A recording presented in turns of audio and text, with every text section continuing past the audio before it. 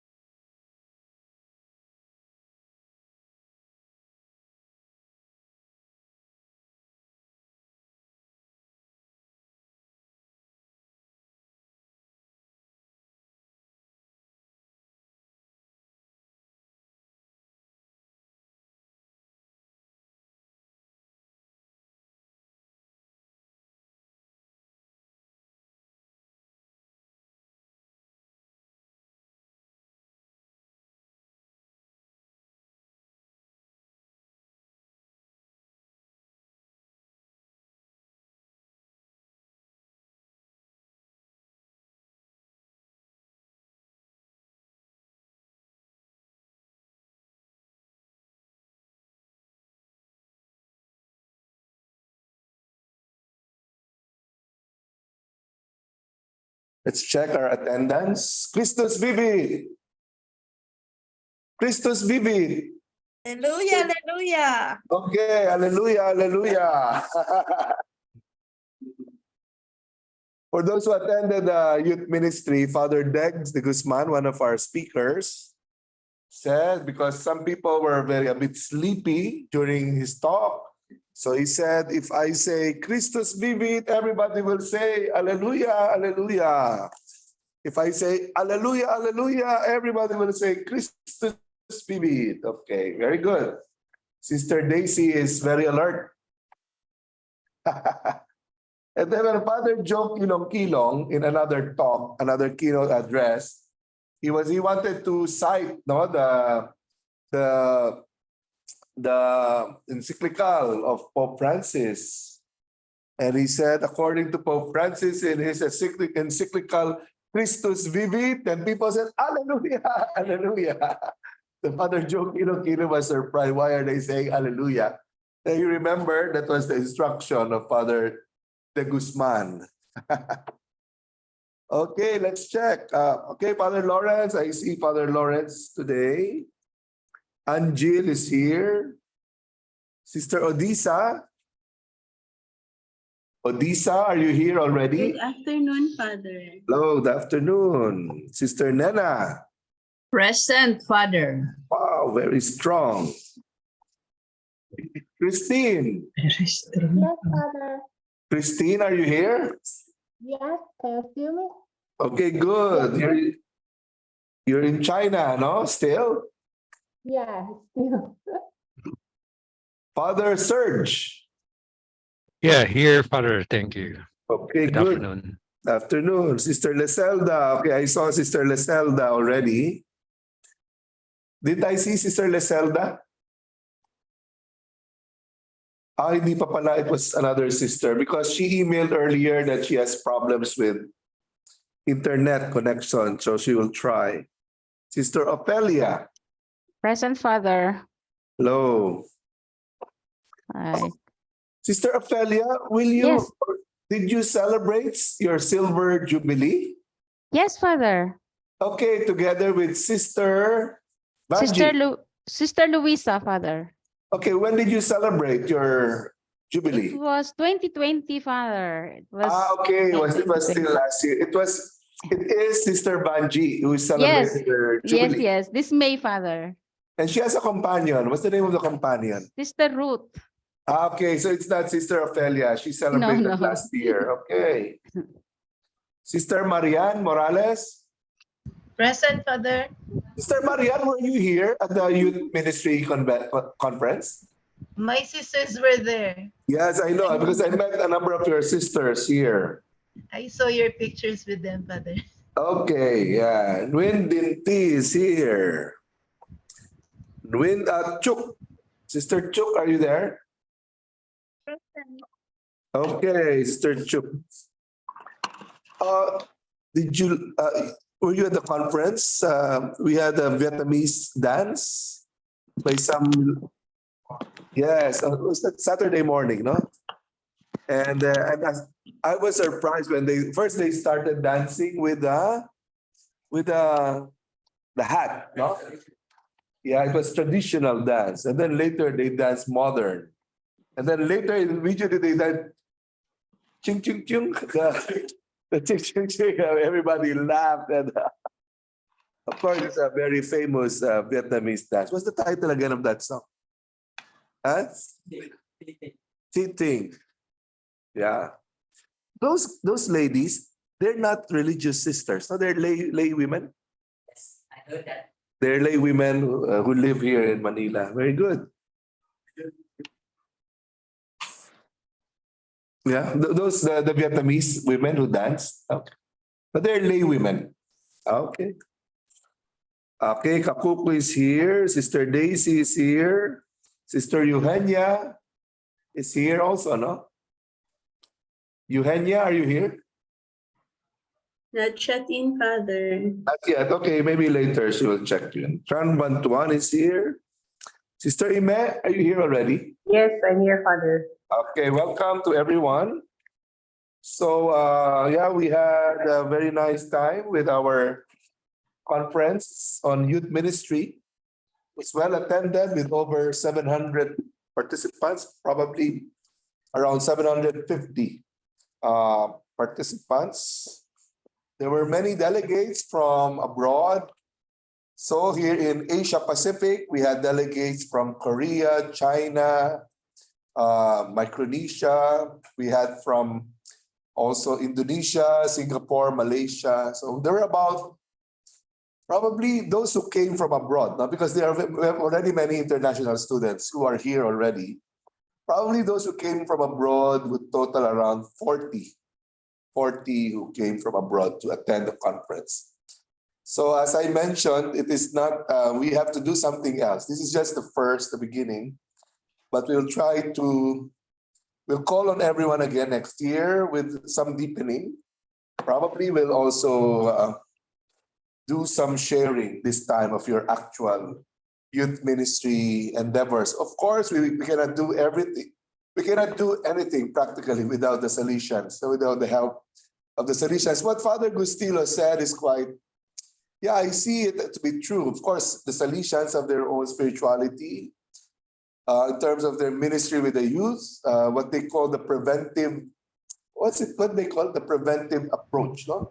Preventive system, Father. Preventive system, which is good.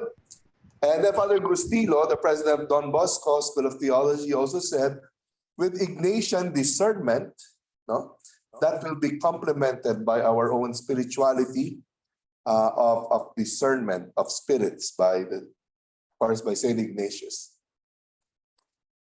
Okay, so let's continue. Let's now discuss this matter on the formation of members. Most of you, a good number of you, are involved in formation in different contexts, whether it be in a religious context, novitiate, juniorate, and other levels of formation, or seminary formation, both for religious and societies of apostolic life and diocesan. Yeah, I chose this picture here to put here as a kind of to introduce the topic, because these are people I know. I mentioned already before that from 1997 to 1999, I was assigned in Nigeria, in West Africa. I worked there in 2 parishes. The first parish where I was in Lagos, the big city. And then in the second year of my mission there, I was in a parish in around the center of the country of Nigeria, Benin City. And these are the people I met there. This person in the middle was my parish priest in Benin City, Nigeria, George Quickly. He's actually an American from California. Eventually, he became master of novices. So here in this picture, he is with some of his former novices, no? And they were ordained deacons here in this picture. So novitiate formation, what are the requirements of novitiate formation according to canon law? Of course, first, Catholic religion. When we admit our candidates, even before the novitiate, whatever formation program you have, before the novitiate, you have to ask for the baptismal certificate. Huh? But because that is the proof of baptism.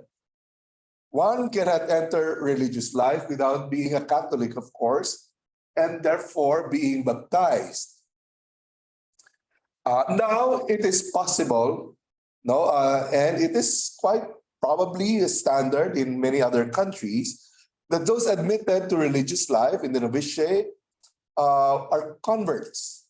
No, they might not have been Catholics before, but eventually were baptized as Catholics. So if the baptism is quite recent in terms of a few years, 1, 2, 3 years, they would still be considered to be neophytes, no?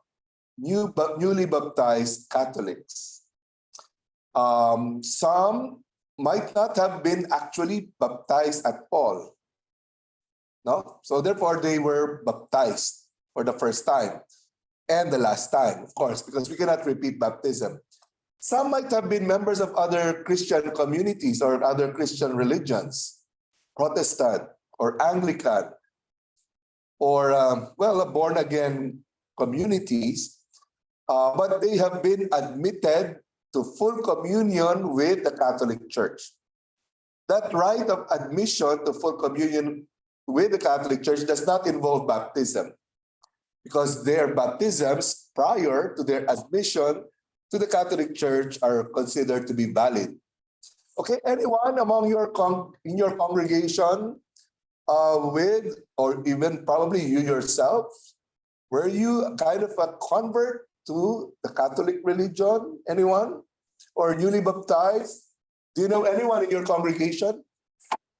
Yeah, Kakuku, at least in your home province?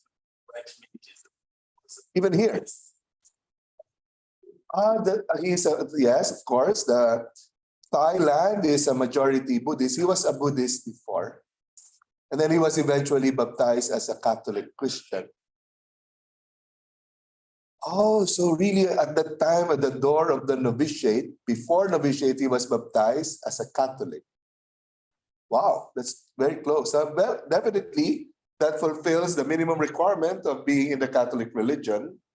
So that person can be considered to be a neophyte, newly baptized. Fine. In your knowledge, were there other kind of, did he undergo some other program, to deepen his experience of the Catholic faith? According to him, he studied in a Catholic school. That's but still he used to attend mass because Even before, well, even when he was a Buddhist, okay? Yeah. So he was forced. Yes. Okay. Yeah, that's it. Well, yeah, it's a very common experience, I suppose, in Thailand. Yes. Other experiences that you might have? Yeah, Yes. for us, Father, we also have one sister who is a Buddhist before, and the whole family is a Buddhist before she entered in the postulancy. Okay. I guess she was also baptized as Christian. And since she enrolled, she graduated from a Catholic school. So a little catechism na lang po. And that's- Yes. Okay. Yeah, that's good. No, in fact, I think I told you before that in our university in Zamboanga, many of the Muslims even do better in their religion classes than the Catholics, meaning they have better marks than the Catholics themselves. No? Okay, but that's one level. That's one level of, kind of, I would say, kind of competence, no, to be a Catholic. But again, if you recall the message of Father Degs de Guzman regarding catechesis and the new evangelization, it is about also, apart from knowledge, living as a Catholic in daily life. No, in terms of living out Catholic morals and Catholic kind of the Catholic mindset, really, in terms of living out the virtues of Christian life. And that is why, apart from knowledge, it will take a while before a neophyte might really be fully, well, first of all, case to case, no? Each person is different. Then therefore, the superiors have to assess whether this candidate has already somehow imbibed the Christian mindset, the Christian, the heart of a Christian. And that will not be far-fetched. In fact, probably some converts might actually have even a real hearts of Christians rather than those who were baptized from birth. No, it really is case to case. Other experiences you might have regarding, converts to the Catholic faith and in religious life now. Okay, in the diocesan, are there diocesans who enter the seminary from other religions? I don't know. Father Lawrence, you might have some experience or knowledge about this. I don't have any experience, Father. All We also Catholic. have born Catholic seminarians. Yes. Católico cerrado, huh? Yes, po, Father. Closed Catholics, meaning real Catholics from their ancestors. Yeah. Okay. So anyway, that's it. With the right intention. Okay. That's why we interview candidates in terms of their motivation for entering the seminary or entering religious life. And there are examinations. Examinations are administered that will somehow also give us a bigger, a deeper look or a bigger picture of the person who's applying, not just from the psychological perspective, but also from the perspective of intentions and motivations. There can be as many motivations there are as the number of candidates that we have. And a good number of motivations are all mixed. When a person says, oh, my motivation is to serve God and neighbor, then ask some more questions because probably it's always mixed with others. And I think that's normal. That's normal. But we will be able to detect, hopefully, which motivations are quite really impure. We might be able to detect that kind of motivation. Now, for example, a common motivation which is really impure is the desire to have a higher education because there's no other means to have higher education than by entering religious life. Now, in some contexts in the world, this wide world, not just in the Philippines, some might decide to enter the seminary because in the seminary, that's the only time that they could possibly get a bachelor's degree, a university degree. Now, is that bad? Will you not immediately admit someone with that motivation? It will take time. It will take time before that all motivations can be purified. No?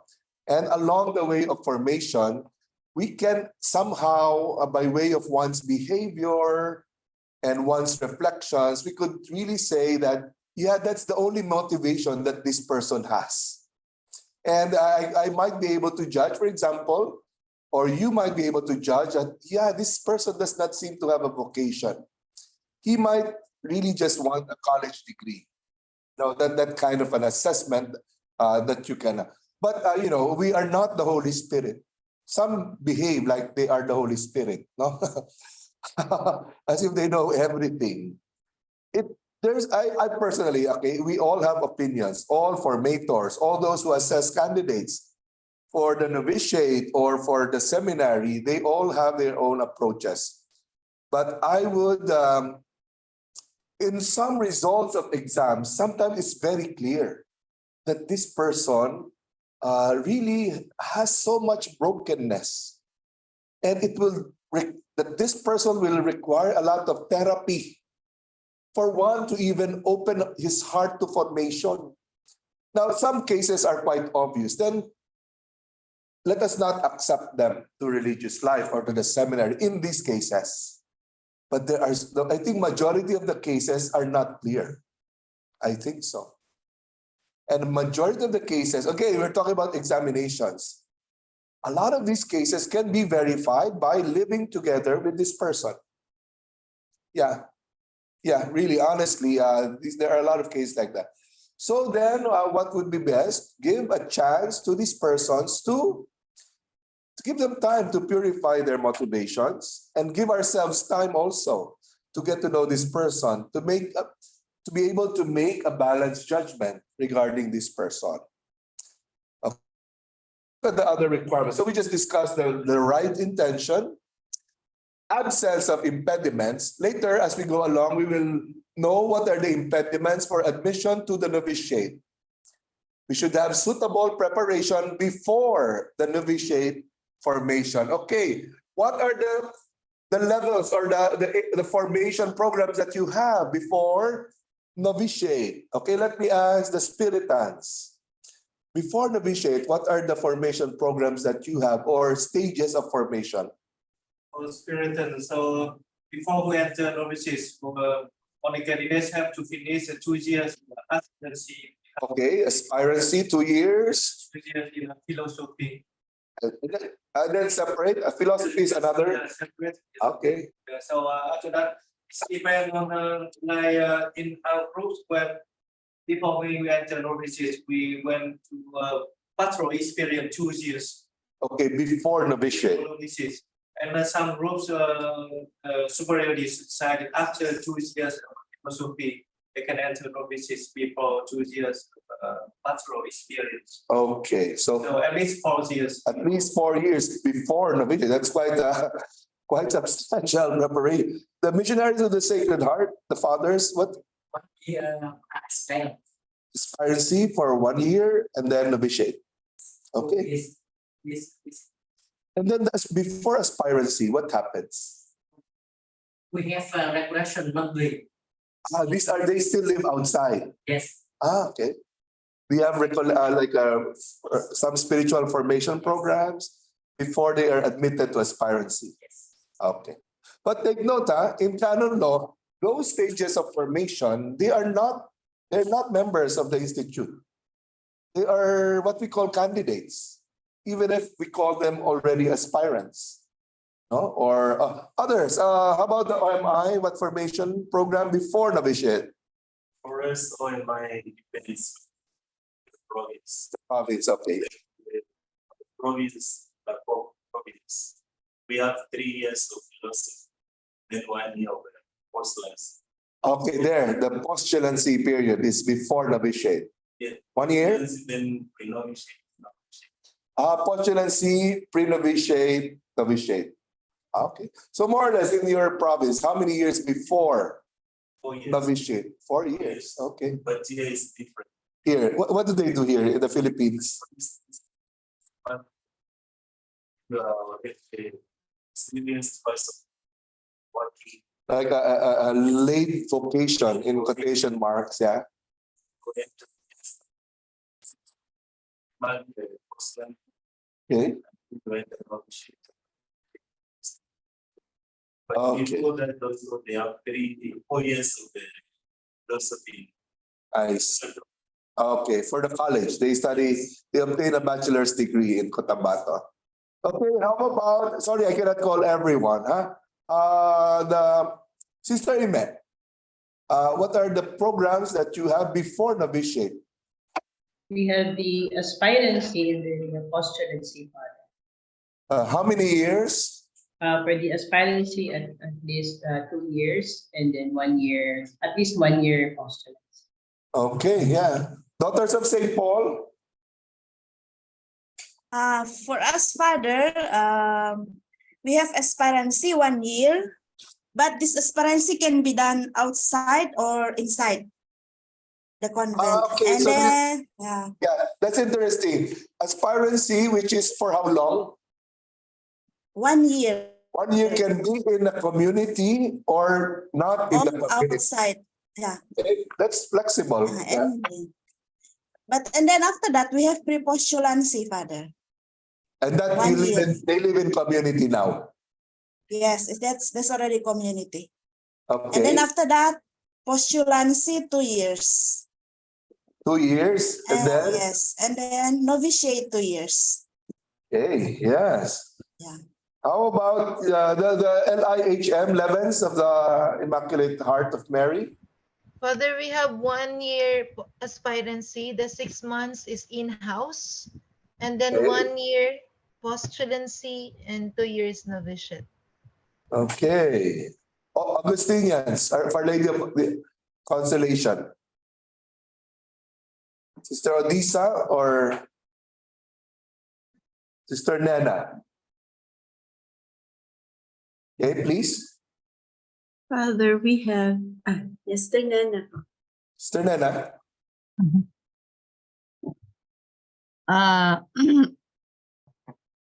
In the Philippines, we have aspirancy for 6 to 1 year and then postulancy. But if they are from here in Indonesia, so we have residence aspirancy in Indonesia. It takes maybe 1 year, 6 months, 2 years, depending upon the situation before we bring them to the Philippines if they are ready. So we prepare them first here for some months or years, depending on their readiness to undergo the formal aspirant in the Philippines. Okay. Aspirancy here for Filipinos is in a community. Yes, Father. Okay. Do you have postulancy also? Postulancy? Yes, Father, in the Philippines already. Okay. And postulancy is how long again? 1 year, Father. Okay. And then novitiate na. Yes, Father. Okay. Sister Ophelia, please share with us your own experience of preparation for novitiate formation. In aspirancy, Father, we have 2 years here in Philippines and also postulancy 2 years. Before it was 1 year, Father, but then our Mother General decided to prolong it. However, for those who are not from Philippines, usually they are taken as aspirant in the formation in the same place for 2 or 3 years, depending on their readiness for the language, for the adjustment to the culture. Okay. So I think I've called everyone, no? All the congregations here. So it's interesting that there's quite a number of years before novitiate formation, 3 or 4 years, no? More or less. For the Jesuits, we only have 1 year before novitiate formation. We call it candidacy program. And for most, actually, it's a 1 year formation in a community. But for some of them, it can be just one semester before they are admitted to the novitiate. So here, I think we are doing much more than what's really required, no, in a sense, no. There are definitely advantages for that, like 3 or 4 years before novitiate, no. But there might, I don't know, you yourselves can tell. We cannot make any judgment about each other. There might be some disadvantages also. For those with long periods before novitiate. I don't know. What do you think? Are you able to detect some disadvantages there? Okay, let's start. Sige, Kakuku, what might be some disadvantage that you might have or you might be aware of?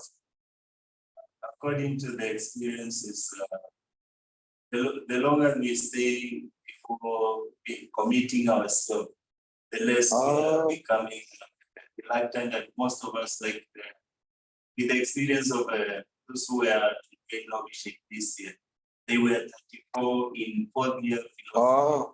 But after that, only 7 applied for the postgraduate. So it has been a discussion. So the longer the years they stay in the outside, the longer they become discouraged in terms of.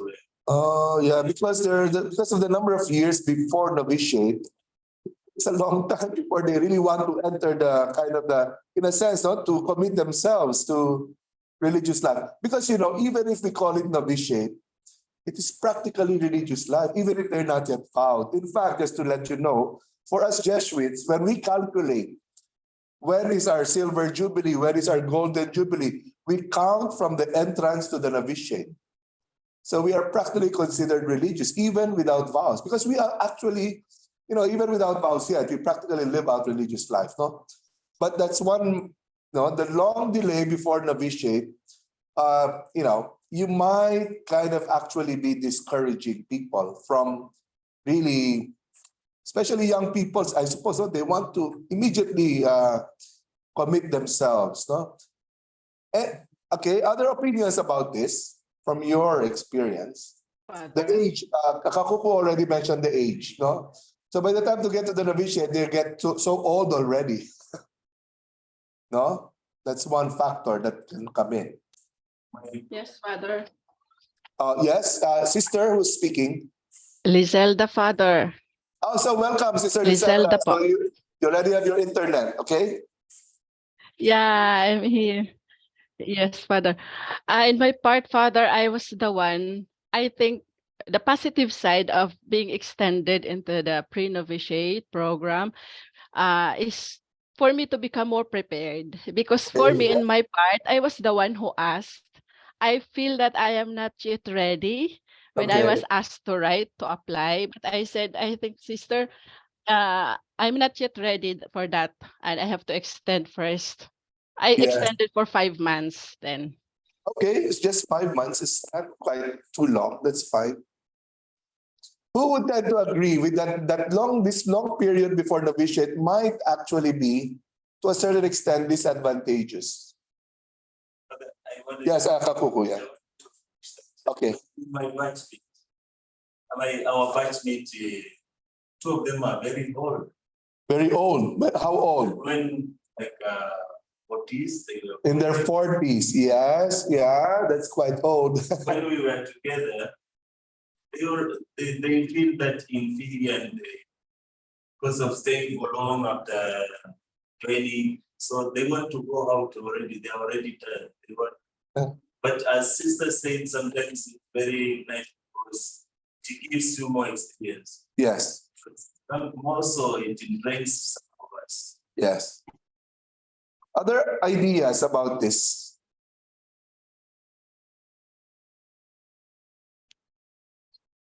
Anyone? Father, Yes, sister, who's speaking? Sister Nena po. Oh, sister, yes, please. For us, I prefer that they are long period in the aspirancy for them to be prepared before the novitiate. Okay.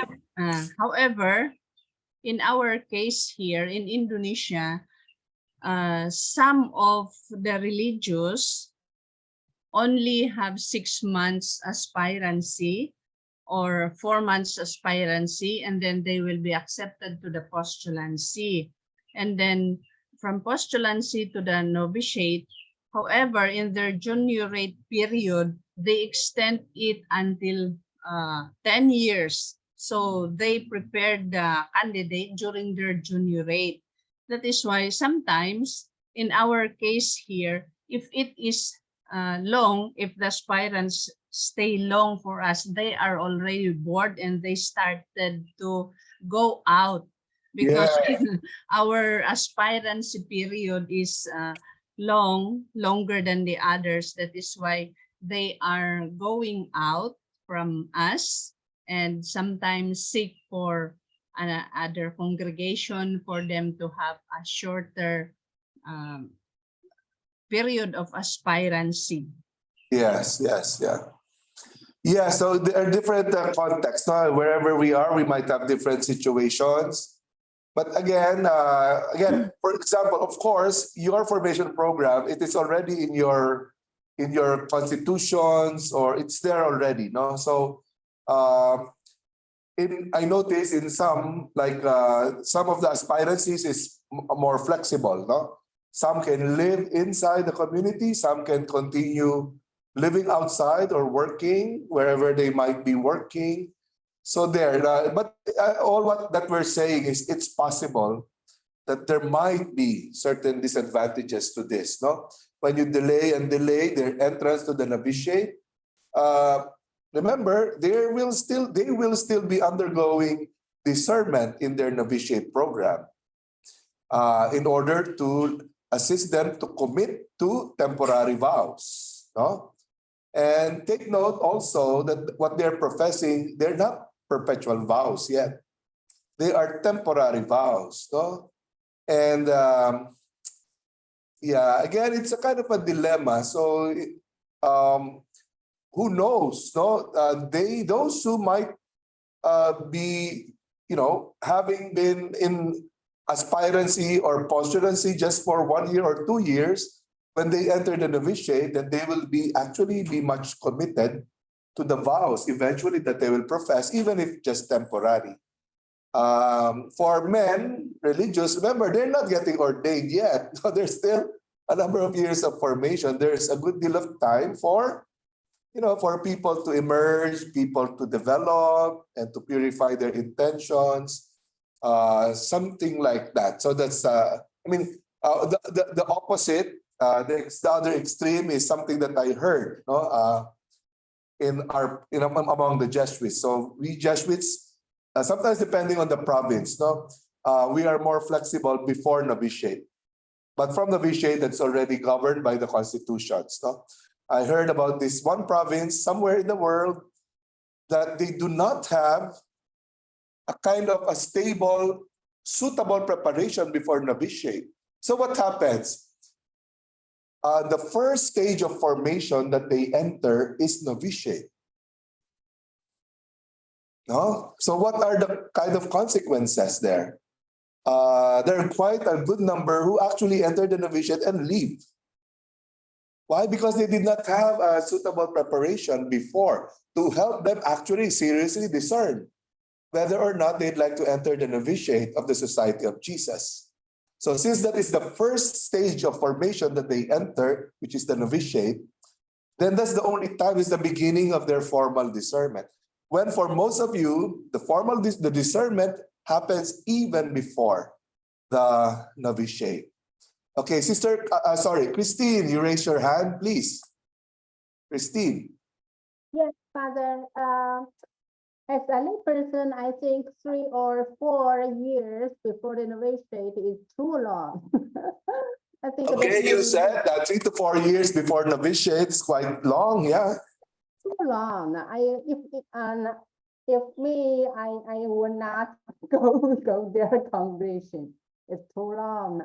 And I will doubt the leader, his or her decision-making ability. I don't think. Sorry, you said the last words that you said? I will doubt the leader, his or decision-making ability. Okay. Yeah, so there you have a laywoman sharing his ideas. No, yeah, well, yeah, it depends. It depends on us. It depends on our congregation, no? Yes, yeah, that's my point.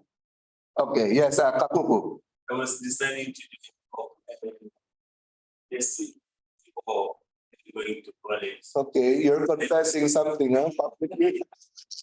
Because they were my parish president, the city. Okay. So when I joined the Jesuit for the come and see, he said we stay 2 years like Aston, maintaining the contact with the vocation promoter. Then after the 2 years, they will now admit you for the candidacy. One of their parish. So majority of us, we were many, but we got too long. Too long, yeah. Yeah, I really understand. Again, we have to study also these days, the mentality of young people, no?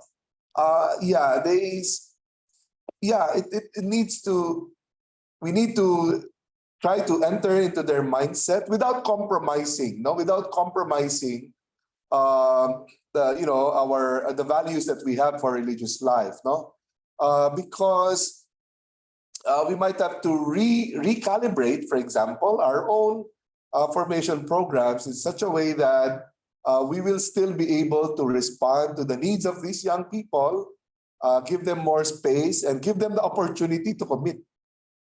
I think that's one important thing, no? Give them the opportunity to commit. If, of course, if it's a discerned commitment, remember, it's not jumping into the abyss, no?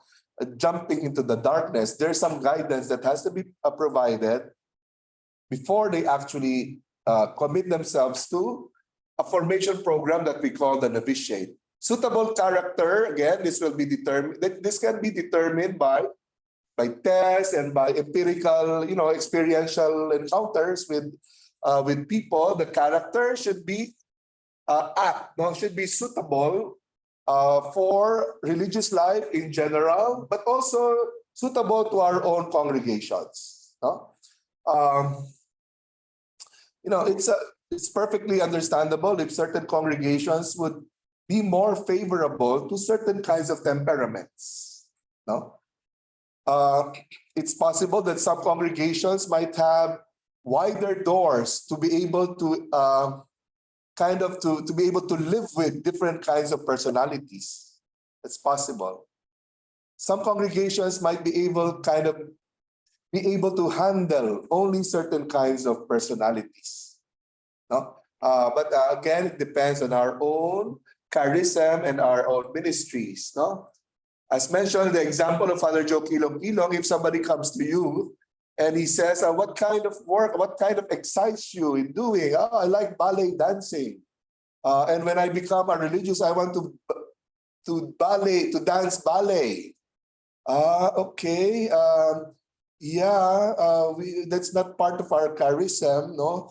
You might want to enter the Daughters of St. Paul. I'm just joking. I'm just joking. Again, because character would depend also on our charisms and ministries. Sufficient maturity to begin the life in the institute. No? Again, what do we mean by maturity? It's quite a big word. No, it's quite a big word. Something that really needs to be packed. To a certain extent, that can be determined by the psychological tests, the level of maturity of a person. But I don't know if you know Father Roger Shampoo. Father Roger Shampoo, until now, their office helps process applications, no, to the novitiate in terms of psychological testing. In summary, he said, a sign of maturity, somebody who can, both at the same time, has the capacity to love and to work. To love and to work together. No? Of course, these two are complementary realities. No? Because capacity to do work, the capacity to do concrete service is a sign of maturity. On the other hand, you might have sisters or priests or seminarians who kind of are almost unreliable, almost unreliable to do work competently. No? Somebody who is given an assignment, but you don't see results, or whatever results you see are negative results. No? That is a sign, that is a sign that one might not be competent and one might not be mature. No? And it's important that when we admit our candidates to the novitiate and eventually as temporarily professed religious, we have to let's give them responsibilities. The superior should not do everything. No? Give them due responsibilities. Don't be afraid to give them big work. No?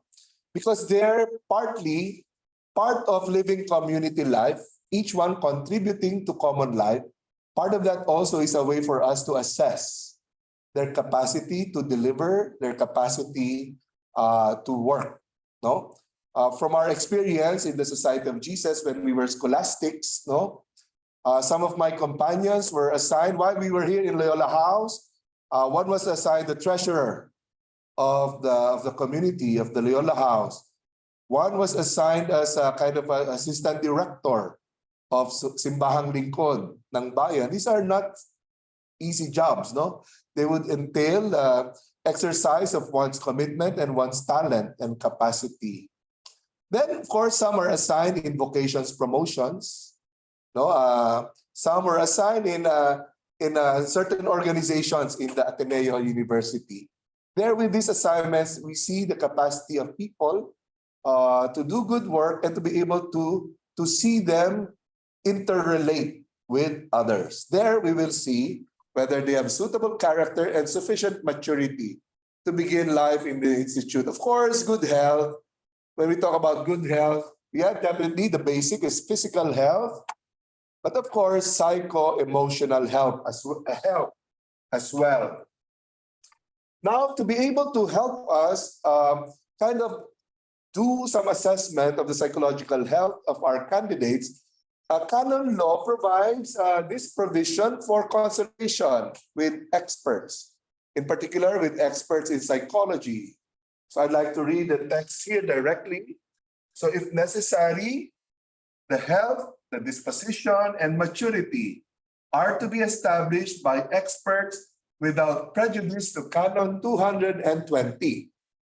Now, what is Canon 220? It states that no one may unlawfully harm the good reputation which a person enjoys or violate the right of every person to protect his or her own privacy. Let's start with this paragraph, the top paragraph. No, the health, disposition, and maturity are to be established by expert. But you know, canon law says if necessary. Okay. Now, you know, because canon law tries to foresee other possibilities.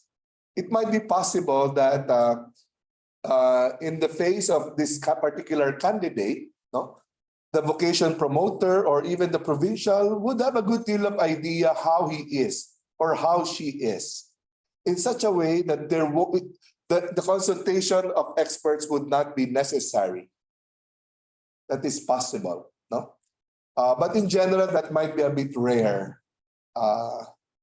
Because in general, we cannot have a kind of a sufficient appreciation of a person just by a limited knowledge of the person or limited encounters with the person. But that possibility is open, no? Now, when talking about the use of experts, in particular psychologists, whatever is kind of revealed by the psychological test should respect the privacy of the person. Now, for what we have to say, as I said already in the last class, when a candidate applies to a congregation, that candidate should be able to accept the requirements of the congregation. And for most, if not all of our congregations, we require psychological tests. No? So therefore, every candidate should be able to say yes to that, because that is our requirement. But what is prohibited is to violate the privacy of that person. The results of the psychological test should not just be disseminated to people, even to other members of the congregation. Okay? Now, who should have access, therefore, to the psychological report? Surely the person admitting the candidate, correct? And who is the person who admits the candidate? The major superior, in common terms, we call him or her the provincial. The authority who admits the candidate, he is the one who officially requests for the psychological exam. So the provincial should have access to that. Otherwise, how can he make a decision? At least how can he get some aspect of information regarding the candidate? Who else? Vocation directors. Formators.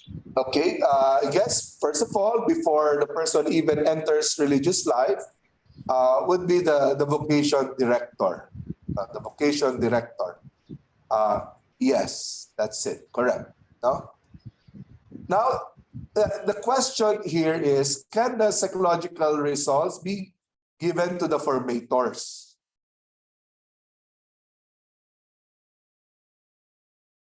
Remember, we have different formators. We have different levels of formation. And can we give that information to the formators themselves?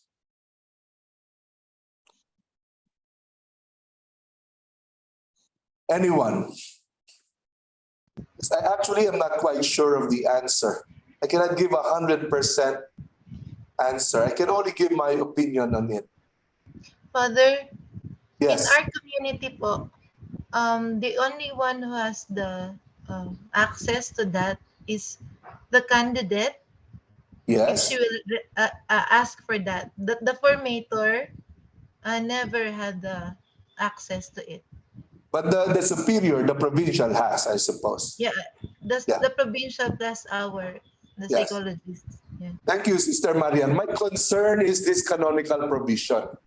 This is my concern. The more that information is shared with others, I think the more this is compromised. No? So I would say my opinion is the vocation promoter and then the provincial. The provincial himself. Now, that's up to that level, no? Because that's very privileged information regarding a candidate, a person who is applying to our congregation. Okay, in the context of the diocesan formation, I would say, yes, still, no, in many dioceses, there's a vocation director, the vocation head, vocation promoter. Now, I would say it depends now who admits the candidate to seminary formation. Father Lawrence, you might have something to share with us. Father, a question first. Some of the seminaries would, not really the seminary, but some of the vocation promoters or directors in the local diocese would ask first for psychological, especially when they are quite aged. I mean, not young anymore. So they would some would ask for psychological results regarding, and then they would be asking it from the person himself. So my concern is that okay or proper before, because we don't have the novitiate program in Okay. the diocese. Yeah. What we have is the long seminary formation, and the trial starts with people aspiring for priesthood on the very elemental level before coming inside the seminary. Okay. So in a number of seminaries, in particular, for example, the one that I'm familiar with, San Jose Seminary, all candidates applying to theology, meaning to live in the seminary as students of theology, everyone goes through psychological tests, whether you are young or whether you're old.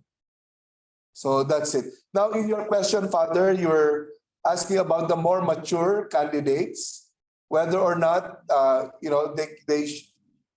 actually the formators request for psychological results. yes, Father. It has become a part of the scrutiny program. Okay, but only for the more mature members, like the older ones? Most often, not. Yeah, this is a kind of new thing in the seminary formation that when you're quite mature, then they will be asking for psychological results. By the way, Father, we're talking about college seminary, no, in your context? Yes, Father, because vocation right now is really changing. I mean, marami na rin po tayong, there are a lot of professionals coming inside the seminary, changing careers. Yes, and they'd like that's to be why- the diocesan seminary and priests. Yes, Father. So we have quite a number of cases, incidents regarding these vocations, and we really don't know how to handle them correctly. So that's why I'm asking. Yes, Father. So meaning for the younger ones, those who come out of high schools and they enter young into and they apply to the college seminary, the psychological test is not required of them, no? Yeah, only endorsement letter or good moral. Yeah, that's fine. That's fine. I totally agree with you. No, at that young age, how old would they be, Father, in first year college? Around Probably 19 or 18 19. right now. Yeah, quite young, quite young. So I think that's okay. This is my opinion. But for the other ones who are a bit older, those who have already their college degree, so they might be around 22, 23, 24, 25 years old at that age. Yeah, I think it's a wise decision, Father, that the admitting authority would require a psychological assessment. Who accepts to the college seminary, Father? The rector? The rector would be asking it. That is often one part of the requirements. Then Okay. we don't have still the system how to handle things, because after having the results, of course, you need to address things. So Okay. I'm Yes. not really yet sure about it. But who admits to the seminary? Sinong tumatanggap? Still the rector po. The He rector. decides. Okay.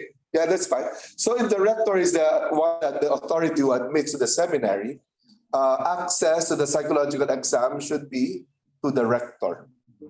How does it? You're doing well, Father. Yeah. So there, of course, now in many situations, in different contexts, the rector does not decide alone. No, and which is good, which is good. Usually it's a formation team, no, would discuss the candidate, including some results of the psychological exam, but in the end, the rector will make the decision. Okay, so so that's it. But Yes, Kakuku. for the religious, after they make decision, they have to vote. Okay, for the religious, in terms of admission of candidates, I think different religious congregations do differently, no? Because in most congregations, if not all, the provincial will make this after consultation. It is only he who makes the decision. Because at least in our case, no, in the case of the Jesuits, there is no voting that happens. It's just that each one expresses his own opinion, and then the provincial makes the decision. Now, in canon law, what does canon law say about admission?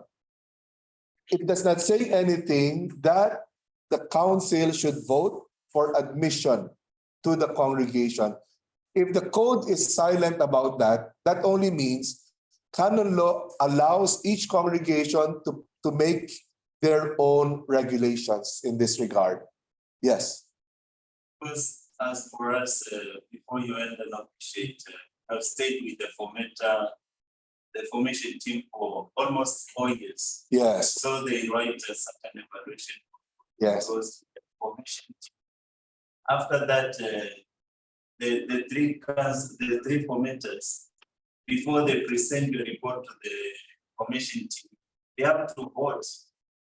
They vote Within the formation team of the pre-novitiate before. the pre-novitiate. Okay. So they vote. If you get one vote, you are already out. Yes. Get two, you are on the safe side. Yes. Before Yes. admission. So it's possible, definitely, in this system, no? There is a group of formators in is it the postulancy? Pre-novitiate. The pre-novitiate, and they make, when they vote, practically what they're doing is they try to determine whether or not they will recommend somebody for admission, no? In all our congregations, I think the process should be that one, because the one who makes the decision should have sufficient information. That information is one part. It's one source of information, the formation team. The vocation director, it depends on your setup, but definitely in our setup, the vocation director gives his own recommendation to the provincial. Now, there are three interviewers assigned by the provincial to assess the suitability of a candidate. Who are these three interviewers? One interviews about vocation. vocation, psychospirituality, sexuality. The next interviewer interviews about family life, the context of growth of this person, and how family has affected the growth and the maturity of this person. And number 3, intellectual. The intellectual capacity of this person. Is he capable of going through Jesuit formation? Each one of them gives the results of their interview and their opinion, recommendation to the provincial. The psychological test that is administered with the results, that goes directly to the provincial. And if there are still other information that are available, anyone can provide information. So the provincial has a lot on his plate, a lot of information. No, and on the basis of this information, then he makes a decision. He consults the consultors, the College of Consultors. That's part of the whole process of consultation. And then he makes a decision. Again, as I said, canon law does not say that the consultors have to vote. It depends on one's own way of life in the congregation. Father Serge, you are raising your hand. Yes, Father, I just want to add some information regarding the conduct of psychological tests. Yes. Sorry, we have to go back there. Yes, it's okay. But in the light of the professionalization of psychologists, psychometrician, guidance counselor, we should also respect the ethical principles that they also follow. The results of the psychological test should actually be given to the applicant. Candidate. Yes. To the candidate himself, and the candidate should be asked to, because it's a requirement now, may be asked to waive his privacy, but only to give the permission to share the results to vocation director, the major superior. So in this slide, it's very crucial that the applicant gives that permission. It's a good process, Father. It's really. I agree with that professional approach. No, that there is a formal permission that is given by the applicant himself or herself. Yes. Now, so Even if therefore, it's a requirement. yes. If a candidate therefore says, "I don't give permission to share my information," that's the end of the application process. So, Yeah, there's no basis where we can evaluate him. Of So course, it's therefore- just one part of the criterion with which we will evaluate them. As you said, now for the Jesuits, you also look into the family background and the intellectual background. By the way, it's also a requirement that the psychometrician be able to discuss it with, before he or she writes the report. The initial report, the raw report, should be discussed with the applicant. Yes. So that it is checked with the factual evidence, because it's one thing to do the psychological tests, and there is always an issue about the cultural applicability of the test, especially a lot of tests that we have are American made or made in Europe. So it's a concern also. So there's also a need to interview. Yes. The interview conducted by the psychologist or the psychometrician himself or herself. Yes. So just to confirm what Father Serge has said, no, with regard to Father Roger Shampoo, and he works with the Columban. I forgot the name of the Columban. Father Serge, would you know the name of the Columban priest who works at the Maguire, Father? Father Maguire, yes. Father Maguire, Irish Columban. Both of them run the Our Lady of Peace Guidance Center here in U Manila. So after the psychological test, of course, it takes a while before they're able to process the material. What they do, they interview each and every applicant and who took the examination. Just to kind of part of what Father Serge just mentioned, for some verification, but also I think what actually do is also provide some feedback. They provide some feedback to Yes. the person. Yes. Yes, Father, that's right. A good process, really. So there you see the respect, no respect for this person. That this person is not just a number. He's not just a psychological test folder. There's a person. There's a world of a person in these papers that are processed by the psychological tests. Yeah. Yes.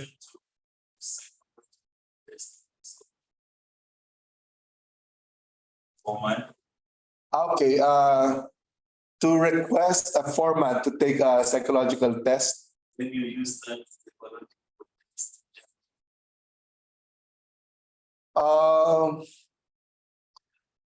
Well, I would say this. No, in the light of again, what is the professionalization?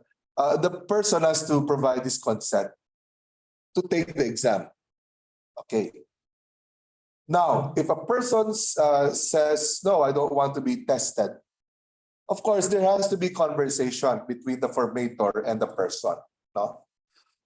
Again, that might kind of somehow also reveal something about the person, information. No? Yeah, because it might be the situation. Of course, one is not requested to take psychological exam just like that. No, one morning the superior thinks, oh, let me ask this person to take a psychological exam. There has been an experience or some observations regarding a particular candidate. The reason is arises a requirement for novice. Okay. We take it in our fourth year of philosophy, preparing to go for novitiate. Okay, is that part of the requirements for admission to the novitiate, those exams? Yes. Well, yeah, that's standard, like what in most congregations. Because even here when we came, we did 2 weeks in the bar with the daughters of St. Anne, PSI. Okay, a PSI. Then we also undergo psychology tests. Yeah. So one of the formators used the report of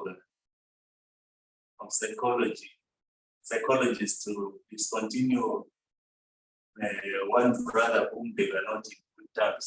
So, okay. But to the point that he sent him to the not OMI, to the psychologist to whom they are good friends, so that the psychologist will give him the report. And because the brother is appearing to be discontinued, okay. Yeah. Yeah. When you say discontinued, because this person is applying to the novitiate. Yeah. Yeah, since most congregations require a psychological test before the novitiate, so it's standard procedure, no? The material, the information is used whether or not to admit the person to the novitiate. That's standard. That's standard. Now, I just don't know what congregations do. Do you require psychological testing before the novitiate or even earlier? So in such a way that there's no more psychological testing before the novitiate. Okay, just to ask, when are the psychological consultation with experts done? At what level of application? Okay, yes, speaking, who's speaking? For us FMM father during postulancy. Okay, before admission to postulancy or? During. Okay, during postulancy. What happens after postulancy? Novitiate, father. Okay, so it's before novitiate, just before novitiate. Okay, so in view of novitiate. Others, daughters of St. Paul. The same, father, during postulancy. Just before novitiate. No, MSc, father? Yes. Okay, before postulancy. Okay, so after postulancy, no more before novitiates. Okay, experience. When he came for commencing in the beginning of aspirancy. Okay, that's how many years before novitiate? 4 years. Okay, so earlier on, the tests are done earlier. Yes. Others? For us, father, it's during postulancy also. Okay, just before novitiate. Yeah. Yes. Okay, so in that case, now, because in canon law, you might notice there's no word about aspirancy in canon law, no word about postulancy. It is really the novitiate. Okay, let's continue now regarding impediments. In canon 643, who are invalidly admitted to the novitiate? One who has not yet reached 18. No?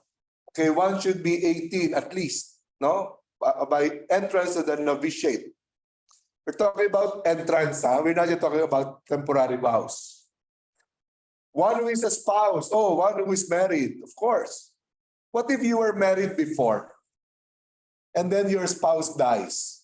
Can you enter the novitiate? Of course, yes, because the impediment while the marriage lasts. No? What about if you're married in the church, but you separated? And you just lived as a single person and eventually was very committed to the ministry of the church. Can you enter the novitiate validly? Why? Because your canonical marriage still lasts. What if you already submitted your request for a tribunal to declare your marriage null and void, and then the tribunal declared your knowledge null and void? Can you now enter the novitiate? Yes. Okay, very good. You're very all intelligent. Very good. While the marriage lasts. Currently bound, but by a sacred bond. Okay, when we talk about sacred bond, we're talking about temporary or perpetual vows, to some institute of consecrated life. So, one who has the vows, currently bound, not expired temporary vows. You are admitted invalidly to the novitiate. So therefore, take note of the word in canon law, currently. So therefore, if you belong to one congregation with temporary vows, and then you leave the congregation, your vows expired, do you still have a current bond? No more. No, diba? No more. So now you can enter another institute. You can enter. You're not even talking about transferring. You're not transferring. When you transfer, you're a member of the institute. You transfer while on vows to another institute. That is transfer. Here it is different, no? Okay. One who is currently bound by a second bond or is incorporated in a society of apostolic life. No? So here we have two categories. No? The first category, those in temporary or perpetual vows, pertain to religious congregations. Okay? Now, this category, incorporated in the Society of Apostolic Life, only pertains to the societies of apostolic life. Father Serge and the other congregations of apostolic life, if they are incorporated in that society of apostolic life. But just clarification. Oh, yes. Temporary and perpetual. So if you are perpetual, you have to apply with Oh, yes, here. If you are perpetually professed, so it is current. No? You are currently perpetually professed. You are a member of a religious congregation. You cannot be admitted to another congregation. And if you were admitted, it is invalid. Why? Because you are perpetually professed and it is current. Yeah, follow-up question? Father, Sorry, Father Kakuku first. We'll finish. Yes. because I have my cousin, she was 25 years religious in Spain. Then his treatment with that to change her mind, so she got another complication. Okay. But did she process her papers for separation from that congregation? That's what now I'm trying to do. Yeah, so Although they are both workers, but they have different superiors. So yes, because remember the poor clerks is an autonomous. It each functions on each own. So if you you have to kind of apply for this removal or transfer.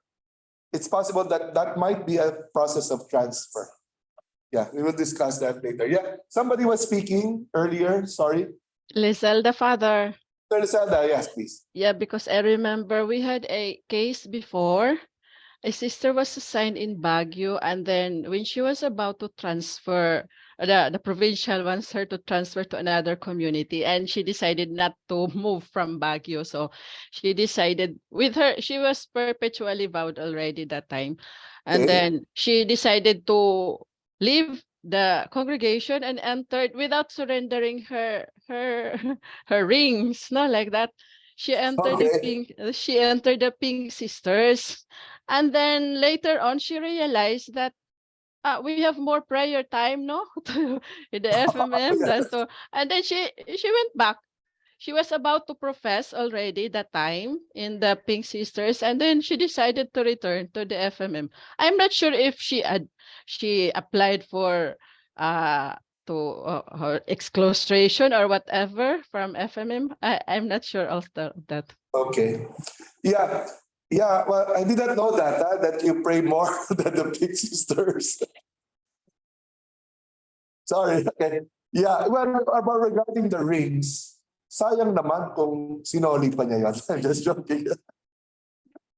So you might have nice rings in your congregation. Are they golden rings?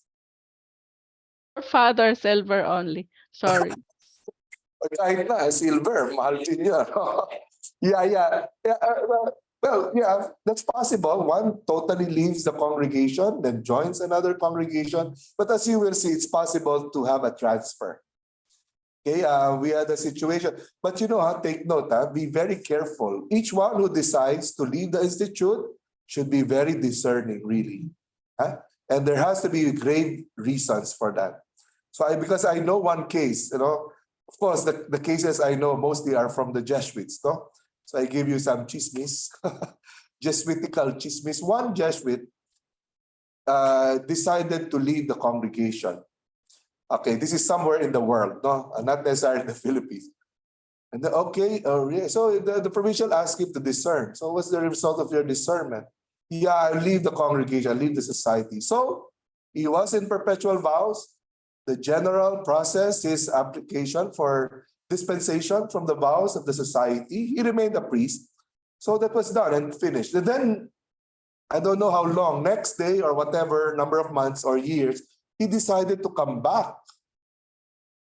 And you know what was the response of the general? No, you made your decision.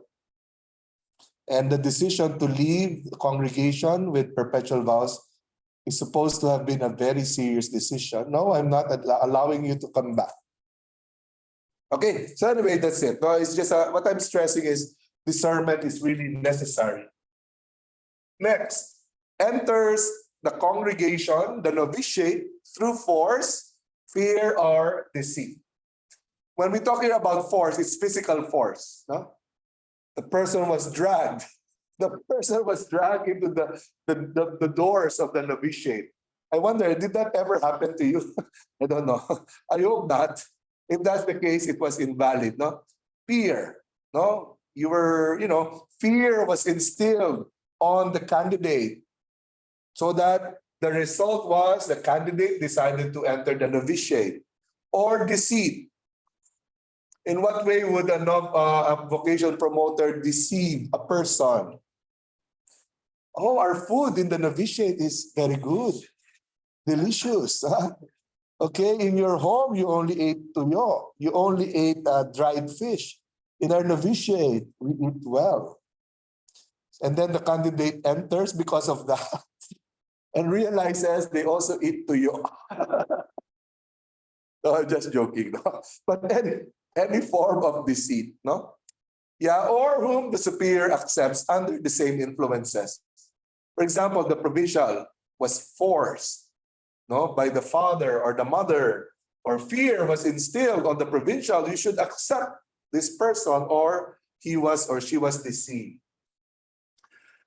Another source of invalidity when the candidate has concealed his or her incorporation in an institute of consecrated life or a society of apostolic life. Conceal.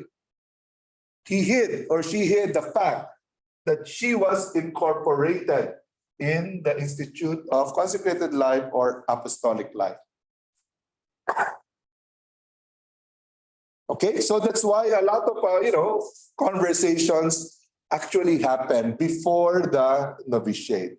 What if the candidate concealed that information that she was a former RVM sister, and then she was admitted to the postulancy? Can she be admitted eventually to the novitiate? Now, if that happens, okay, she concealed it to enter the postulancy. But for example, eventually, while in the process of formation, she eventually revealed that she was an RVM sister. So that is not anymore an impediment. Because before entering the novitiate, she eventually revealed it. You should not, well, there might be various reasons for that, no? But of course, one important reason why we want to know whether this person was a member of another institute so that we can get information. It is standard practice and it should be done that if you have a candidate who comes from another institute to ask for information from the formator, better still, the superior of that candidate. The same thing, Father Lawrence, in the Diocesan Seminary, if, of course, you do not have a theologate, no, but for example, in Lucena, if the rector there gets an application from a candidate who was a religious before, it should be done that the rector should write to the former superior of that candidate to request for confidential information. Whatever he knows about the candidate. Now we have many, seminarians or even women sisters transferring from different congregations to another. No? That can happen. For religious, the time when they are given perpetual vows for the men is just before diaconate ordination. Some might not be given the permission to be given perpetual vows. And so that means that they have to leave the congregation. Okay. Now again, I do not want to generalize that in all cases, these persons might not have the vocation. I do not want to generalize because it is possible that that candidate might not have a vocation for that particular congregation. That's possible, no? For example, a chameleon who has reached fourth year theology, and then in the end, he was judged to be probably the vocation of this person might not be for this congregation, but the person might have a vocation to the Society of Jesus. Who knows? No? So again, but therefore, in any case, we have to request for information. We want to know the person applying to our institutes. Do you do that, sisters and brothers? Do you do that? I recommend that it be done. Yes, Father.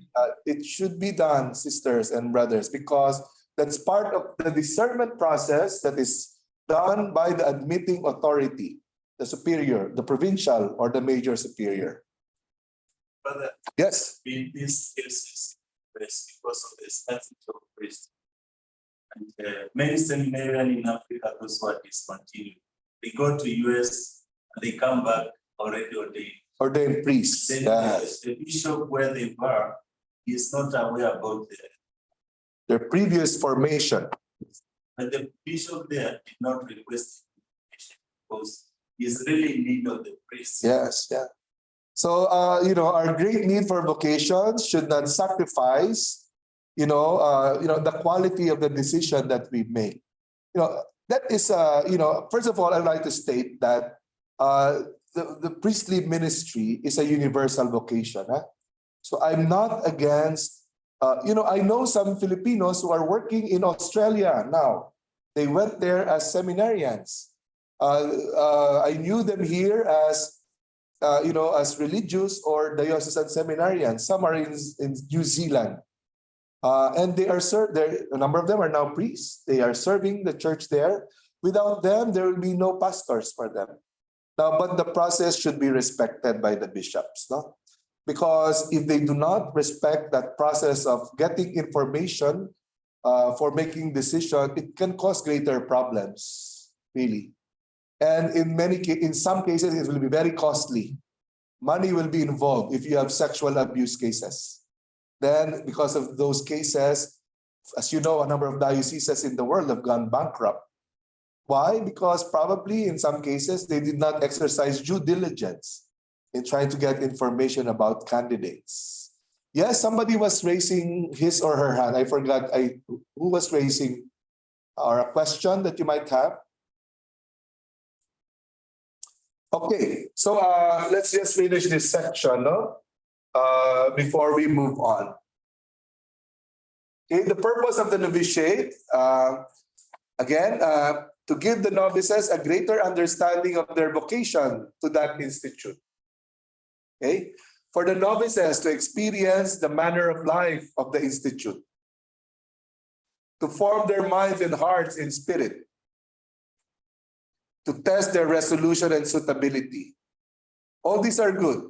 My question is it possible that even before the novitiate is already being done, is it possible that we are just duplicating the purpose of the novitiate, duplicate that in previous stages of formation? That might be possible. No? In fact, I mentioned, because I was vocation promoter of the Jesuits before. I was in charge of the candidacy house, the pre-novitiate. That's the 1 year before novitiate. So I was hearing some comments. Oh, the pre-novices, the candidates should be given this seminar. They should be given this. They should be trained in that. They should be doing this.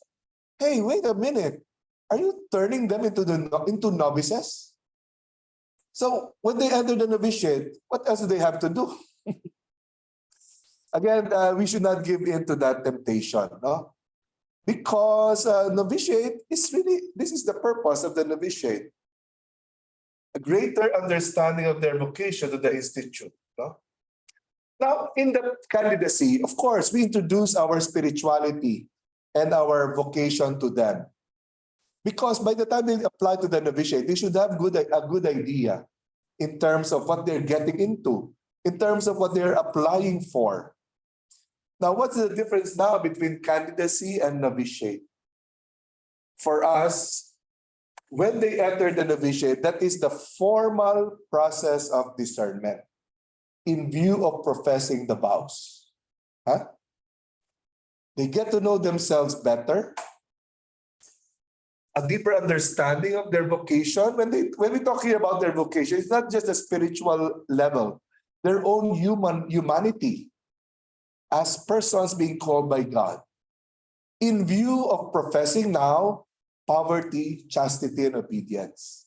Now in the candidacy, that is not so much the focus. We just give them information about the congregation.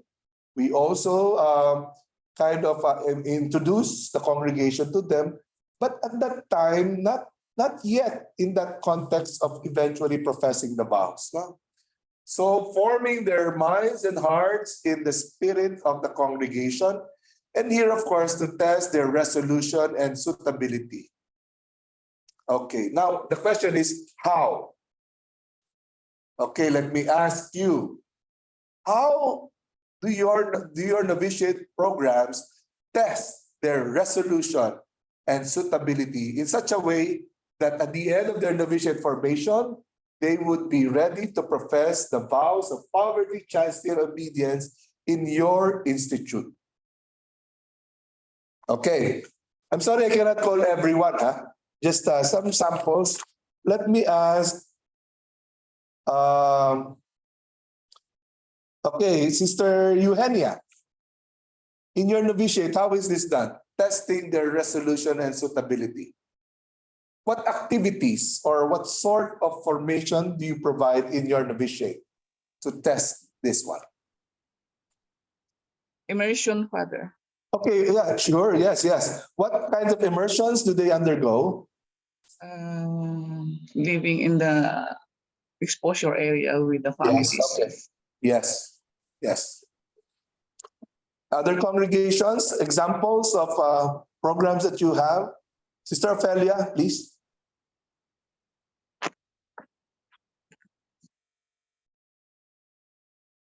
Yeah, please unmute yourself, Sister Ophelia. We actually orient and teach them about our constitutions, our way Okay, of life, yes. Father, if they can adjust to it. Correct, yes. And also some attitudes that they're expected to be as committed to the vows of the evangelical councils. Yes. And sometimes, Father, there are also formations, spiritual formations that are being offered, and we allow them to participate on that so that they will more get oriented on their spirituality. Yes. You know, one thing that's important also, you know, in our novitiate, like what we ourselves experience and you yourselves, we undergo a certain kind of routine, di ba? And what is the routine that we used to do? Waking up at 5 o'clock in the morning. 5 o'clock or 4:30? My goodness, the spirits are still sleeping at 4. Routine. And then, of course, morning prayer, mass, breakfast, manwalia. And then after manwalia, okay, some novices, they have the time Meditation. for what? Of course, meditation. But after breakfast, they meditate again. Well, they might do some work, whatever they Yes, do. activities, Father, like gardening. Gardening, Yes. yeah, of course. Okay, and some Cleaning. house cleaning, yes. And then spiritual reading. You know that routine, that is formation also. That is formation also. That kind of, in a sense, no, it is a kind of a test of their resolution and suitability. Because some people, they might get so uneasy, you know, and then they could not adjust themselves to that kind of routine. Well, that is already information that can help them. Come on, are you for this kind of life? Are you for this kind of spirituality? No, Sister Daisy, what do your novices do? You know, for this one, for this purpose. Hello, Father. Again, Father. Yeah, what Can you read to me again?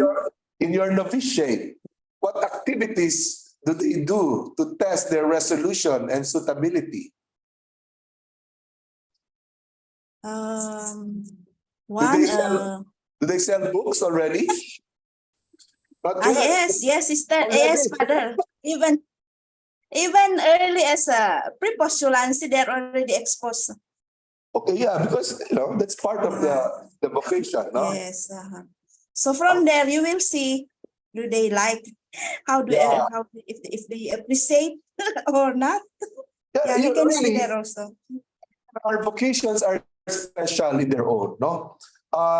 Some would like to participate in that mission of social communications, which include running of bookshops, going on road trips to provide available materials. No? Each one has its own way of of formation. I'd like to ask the men, okay, the MSc, Missionaries of the Sacred Heart. We have 4 months disposal. 1 month for place. For example, we stay 1 month with the minority people. 1 month with the minorities, with the Yeah, 1 month with the poor people in the city. the urban dwellers. Yes. And one month in CFA. Another month in where? Media communication. Media communications. Yeah. And one with the fisher folk. Fisher folk. All these 1 month. That's 4 months. That's almost half a year. Huh? Because we have 2 years. of the novitiate. Yeah. And then 1 month between 30 days. 30-day retreat, of course, Ignatian retreat. Okay, you know, that all is really a real tough formation. Huh? The MSCs are known for being tough. Now, of course, yeah. And then some congregations have 1 month of work in the hospital. Like in my case, I was assigned for 1 month in the, where was I assigned? I was assigned in a National Orthopedic Hospital. You know, people, men and women with broken bones. So we had to clean them up, you know, when they do bowel movement on the bed. You know, all those are formation, specifically for the novitiate setting, no? Okay, let's end here for now. No, we will have a break. Then we will come back in a while so we can discuss further this important part of our formation. No? So what time is it? It is already 3:35.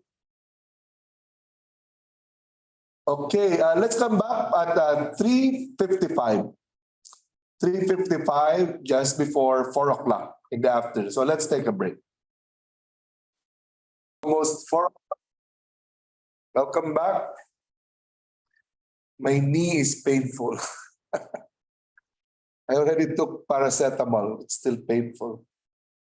Arthritis, Father. Arthritis. Yeah, because I had my test, blood test, but around 2 weeks ago, my uric acid is a bit elevated. Uric. Father, more water po. Water. Holy water? You need Holy to take water? You need to take a lot of water para po mag-balance. Water lang, hindi holy water.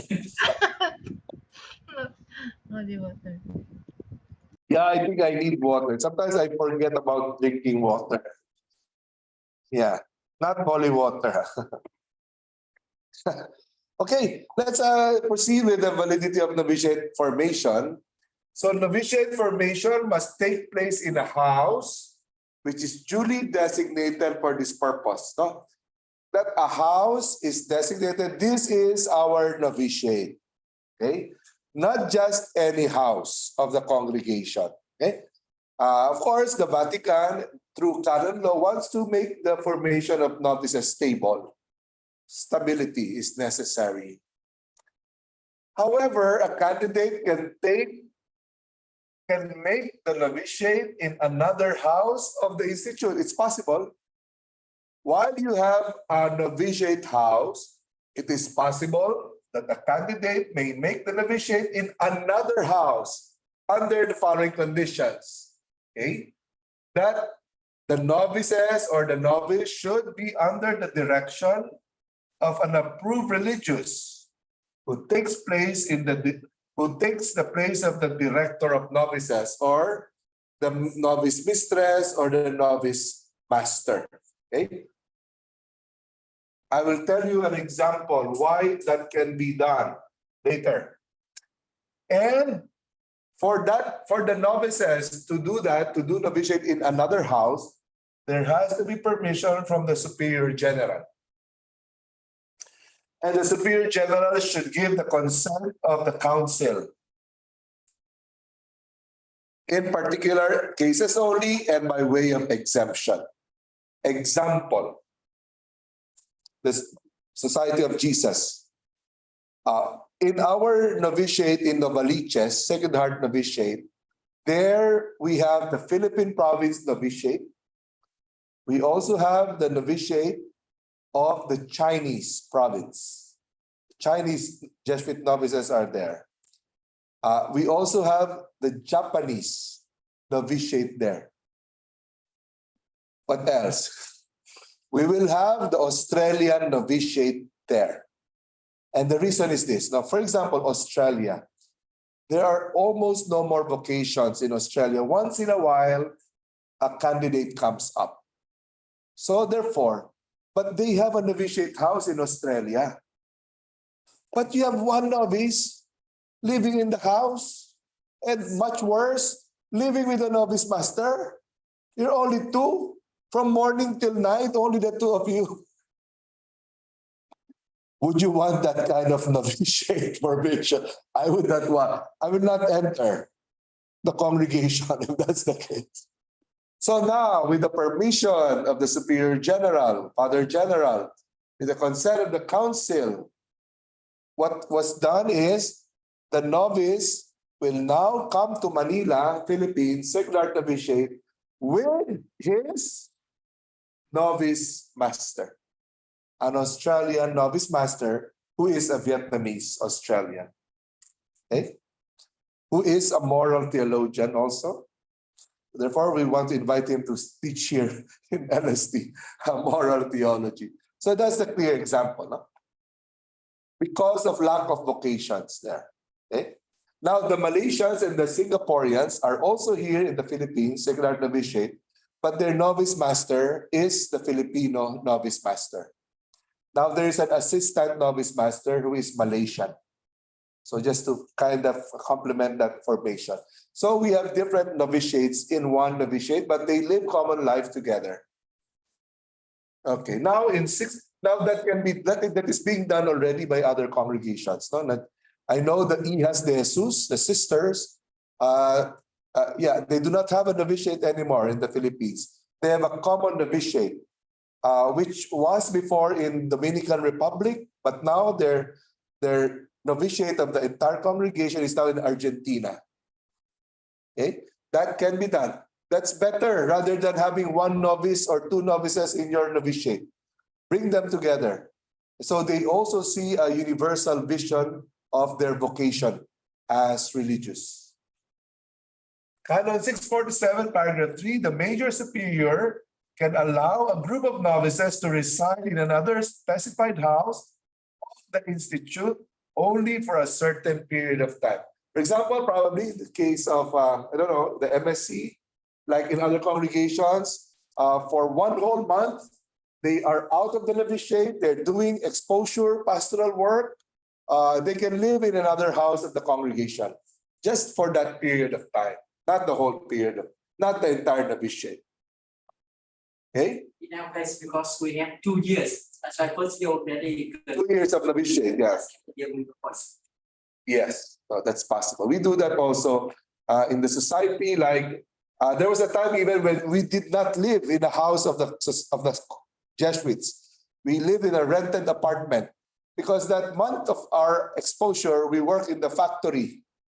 We work in the Makati area, So I work in Dutch Boy Paints. I was janitor, and then I work in the factory itself. So that was the closest place that we could have, so that we can be able to go to the factories closely. So it's in another house, not even a house of the congregation. Okay, so we stay with our foster family. Oh, yeah, foster families. Okay, that's also good. So as long as it is part and parcel of formation.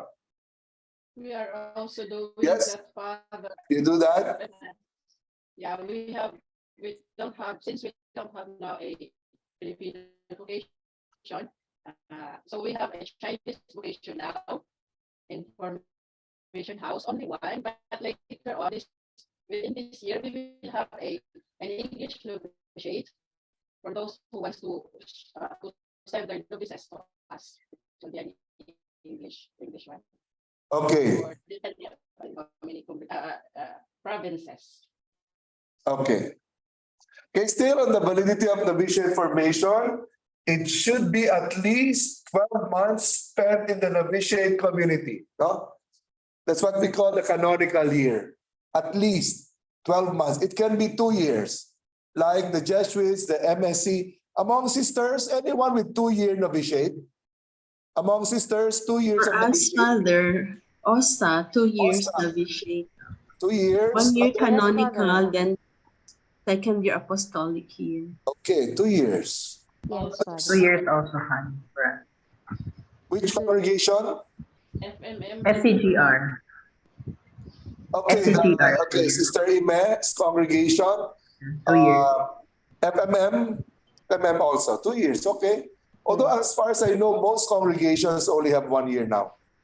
But that's fine. So because it says at least 12 months or 1 year.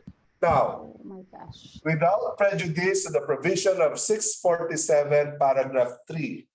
Now, let us look at 647, paragraph 3.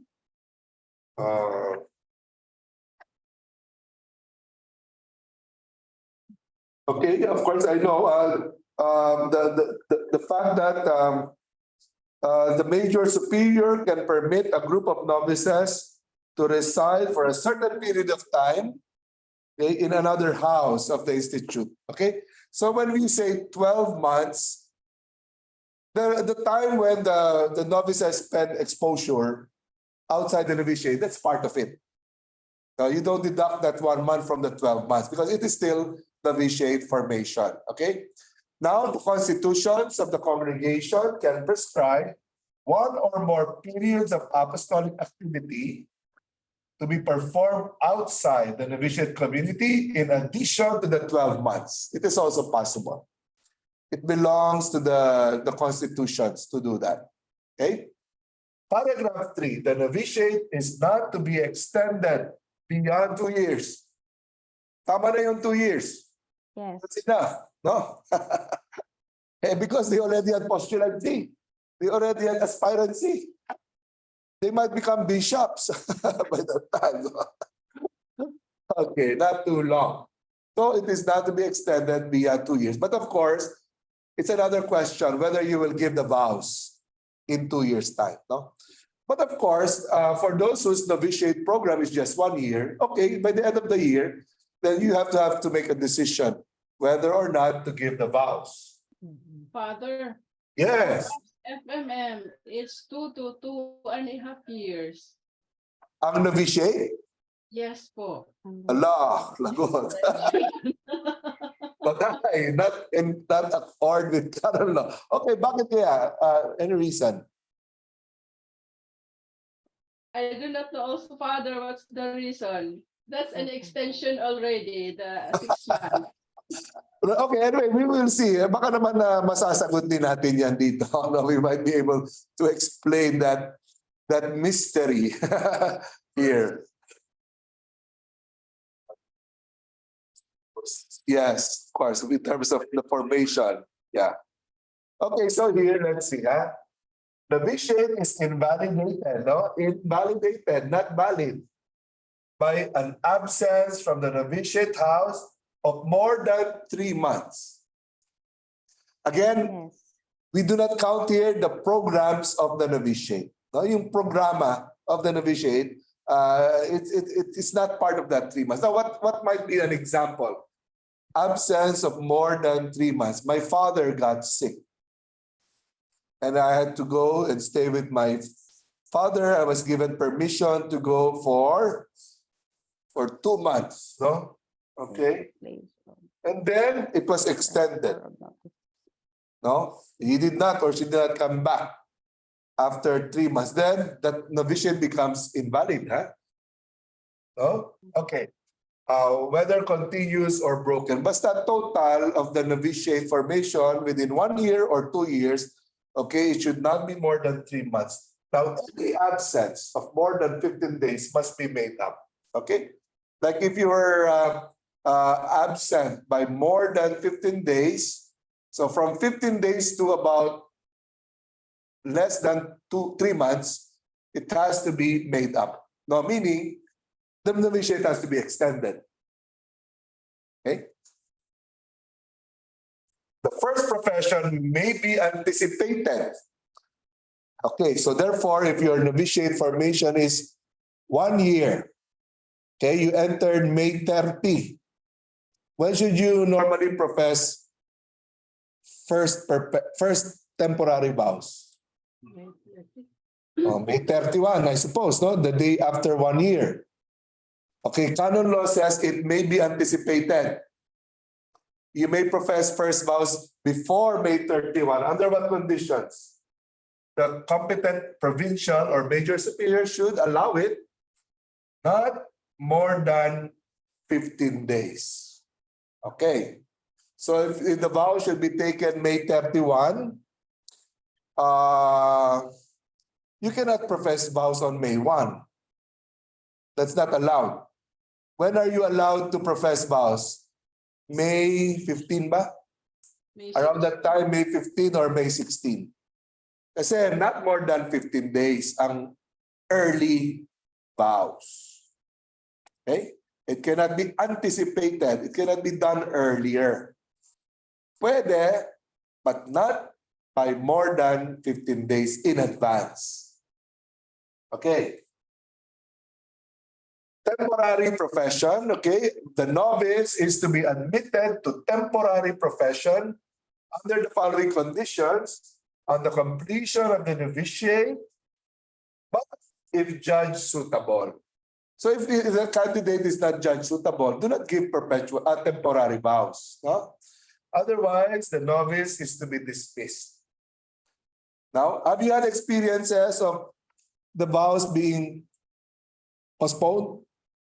Postponed. We have many of those in the Jesuits. No, even if our novitiate is already 2 years, some have been postponed the vows. So the batch professes vows, but we have 1 or 2 not professing the vows. Postponed. We call them postponandus. Postponandus. No, those professing the vows we call them vivendi. Those professing the vows, the vows to be professed. Postponandus, of course, there is no such word. We just created that because of that. No? Okay, we will see the rules for postponement. The time of probation may be prolonged. Yeah, prolonged. Ito na yung postponement of novitiate formation. Under what conditions? There is a doubt that exists concerning suitability. The postponement for the profession of temporary vows should be for a period not exceeding 6 months. So postponement, dapat until only 6 months. Okay? So, Father, can I postpone 7 months? According to the canon law, hindi na dapat no more.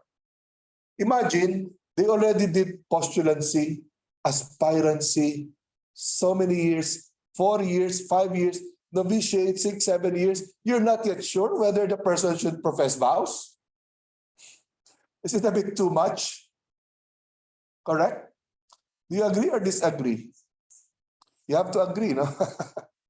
But in some cases, for example, in our case, because we do not have a long period before entering novitiate, we just have candidacy, then probably the person might not be actually ready, no?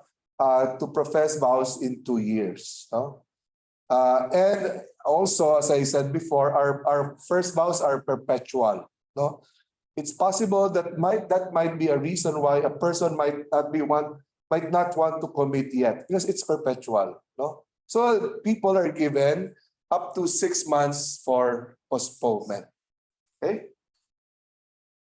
Are there issues in your congregation in this regard? Baka may issue similar to this. Do you have questions? Father. Yes, please. Yeah, we have one case. A second-year novice applied for a discernment period because she got sick. She had to have the goiter. Okay. To have several appointments with the doctor and medical procedures. So she applied for something like home leave for 6 months. But since the canon law, she should not be absent from the community within 3 months. So our superior allowed her to be with her family for 3 months. So another 3 months, supposedly, she should have be back to the community.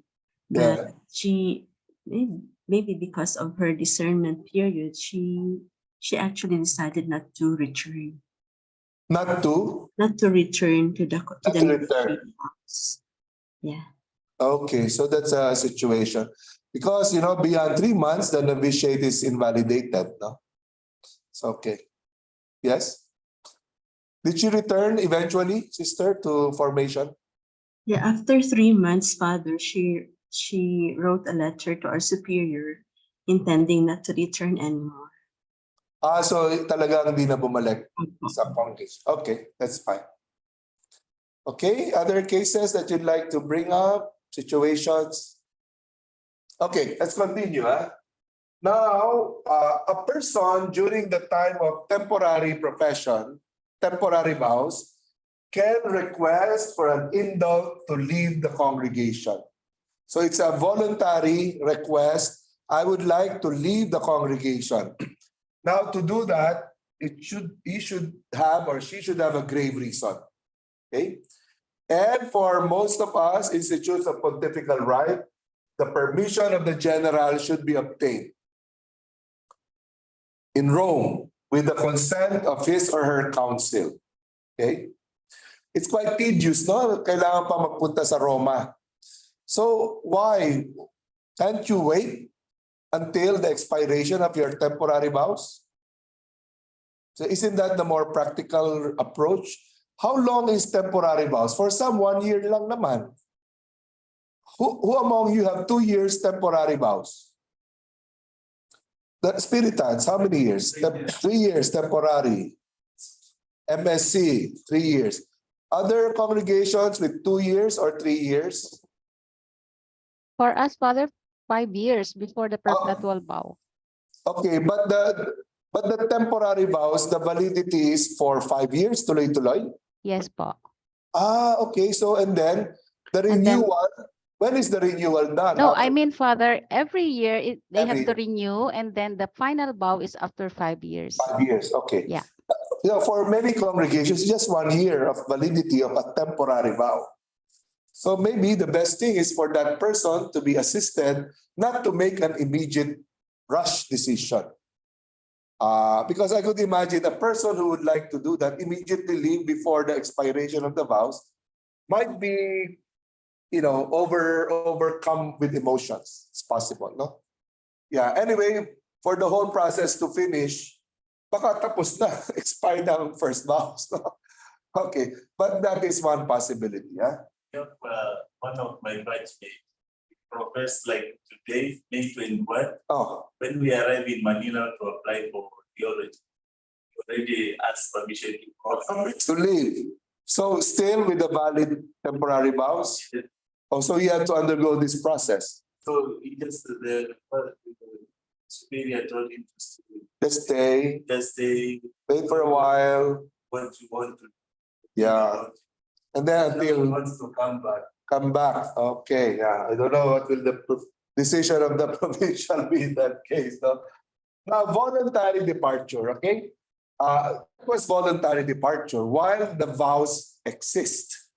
Now, in this case, a person on the completion of a term of a temporary profession is free to do so, meaning to leave if he or she wishes to leave the institute. This is the time, is what I mean, but let the vows expire first and then leave, which is quite easier, no?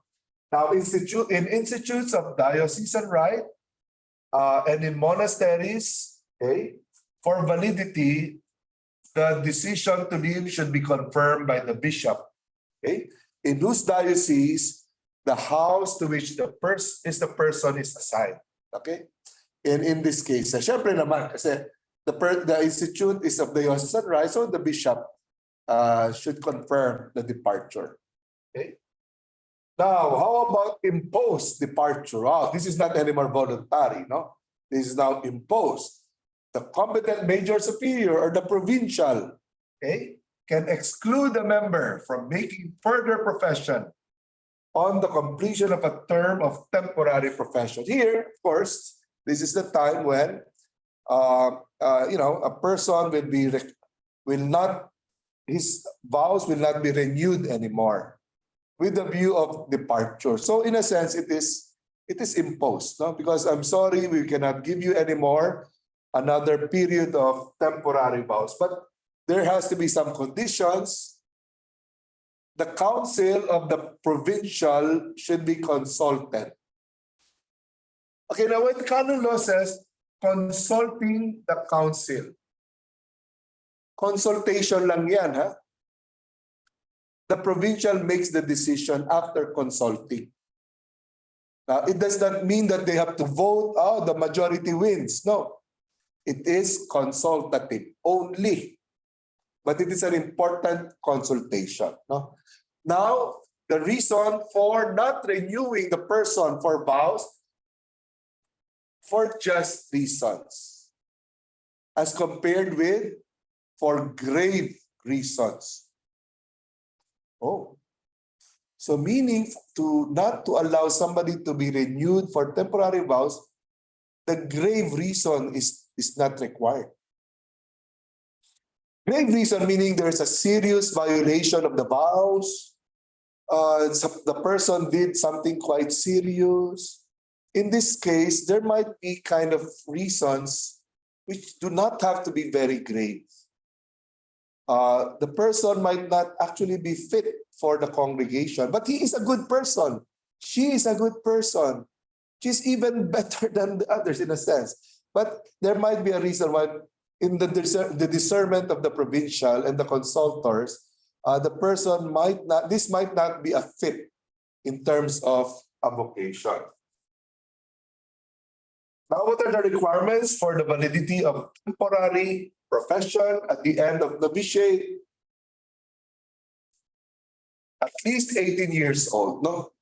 Yeah, I don't think we don't have much problems with this, no? Because most of our candidates this year, at least in the Philippines, they are above 18. Okay?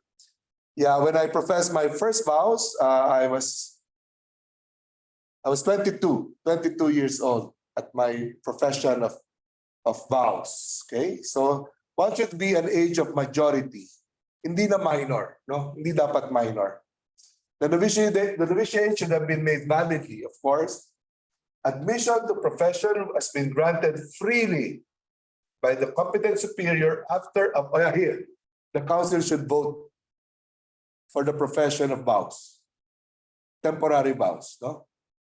So therefore, majority. This is not just a kind of a vote that is consultative, it is a deliberative vote because there is a vote that happens in the council. Now, okay, the profession must be explicit, made without force, fear, or deceit. A profession has to be explicit, meaning for most of us, before the vow ceremony, we write something. Do you write something? No, you write the vow formula, diba? And then you actually make a signature. And in some cases, after the profession of vows, then on the altar, then the signature is made. It is so explicit. Huh? Okay, and then it should be made, of course, without force, fear, or deceit. Now, the profession should be received by the lawful superior, by the major superior himself or herself, or through a representative of the superior or the major superior. It should be done personally or through another. Can you profess vows by Zoom? The major superior is in Zoom. Oh, what do you think? Well, if we base it on canon law, because here I would like to take this word, it's just a personally. Meaning personally, when we talk about personally, the way we understand it is face to face, no? Face to face. So it should be personally, okay? But that can also mean personally the superior or through a representative. Okay, now. Okay, the period during which one is in temporary profession, okay, normally 3 to 6 years that one is in temporary vows. Okay, it can be extended by another 3 years up to 9 years, but no one in canon law, as it says in canon, no one should be under temporary profession beyond 9 years because that is already unjust. You give the vows or not give, but don't let the poor sister or seminarian be in temporary vows. Like, you know, those 9 years, those are those are supposed to be productive years. No? You hold up a person, and then in the end, you will not give the vows. That person could have worked outside for many years and earned for the family. Remember that. So our candidates, these are not robots. These are human beings with families, etc. No, so not beyond 9 years. During the period of formation, members are not to be given offices and undertakings which hinder their formation. O yun, nako. Maybe some congregations are guilty of this. While they are under formation, earlier when during the break we were chatting, some congregations, I don't think they are of pontifical right. They turn their candidates into, or seminarians into laborers. Nagko-construction. Because it's a new congregation, they don't have the means. Again, these situations might actually hinder their formation. So therefore, they should not be given offices and assignments which will hinder their formation. Okay. Now, when we talk about full incorporation, this is the situation when the person becomes perpetually professed. Okay? When one is perpetually professed, then one is fully incorporated in the congregation. So a religious who freely asks and is judged to be suitable upon completion of a term of temporary profession is to be admitted, okay, first to the renewal of profession first. Renewal pa lang, no? Or eventually, not beyond 9 years, to perpetual profession. Okay? Otherwise, the religious is to leave the institute, no? So that is our goal, din naman, really full incorporation, full membership in the religious congregation. However, the period of temporary profession can be extended by the competent superior. No, as mentioned, the total time during which the member is bound by temporary vows may not be extended beyond 9 years. Okay, in the same way, regarding the temporary vows, perpetual profession can be anticipated. It can be advanced also for a just reason, not by more than 3 months. No? Oh, what about temporary vows? How many days can it be anticipated? Not more than how many? 15 days. 15 days. 15 days. Hindi 15 years. 15 days lang. But here for perpetual, hinabahan. Okay lang, hinabahan. Not more than 3 months. No? Ang perpetual. Okay. Sister Odisa, yes, you have a question. Yes, Father. May I ask po, what's the difference between membership and incorporation? Say, for example, you're saying when once a sister had the final profession, she is fully incorporated to the congregation. But Yes. what if she has not made the perpetual profession yet? Say, for 9 years, it's a temporary professed pa lang. So, what's the difference? Can we say that they are members of the congregation and Okay. can also benefit, no? And can also enjoy the Yes. whatever it is that is given to perpetually professed sisters? Okay. From our discussion, from the text that we have seen from the Code of Canon Law, it is quite clear that for full incorporation, it is perpetual vows. No? But while we are in temporary vows, we are members already. No? We are committed to the congregation within temporary vows, and the congregation is also committed to us. No? So therefore,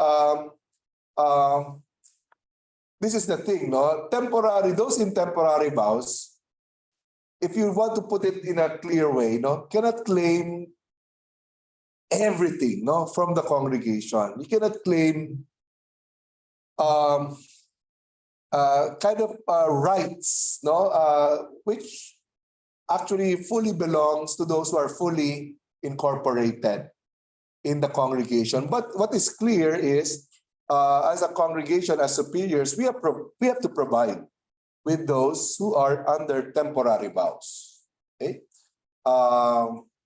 So in the same way with men, no, those who are, while everyone is a member of the congregation, those who are under perpetual vows and those who are already ordained as clerics, priests, or deacons, the seminarians and scholastics cannot claim, oh, kami rin, dapat we should have that, for example,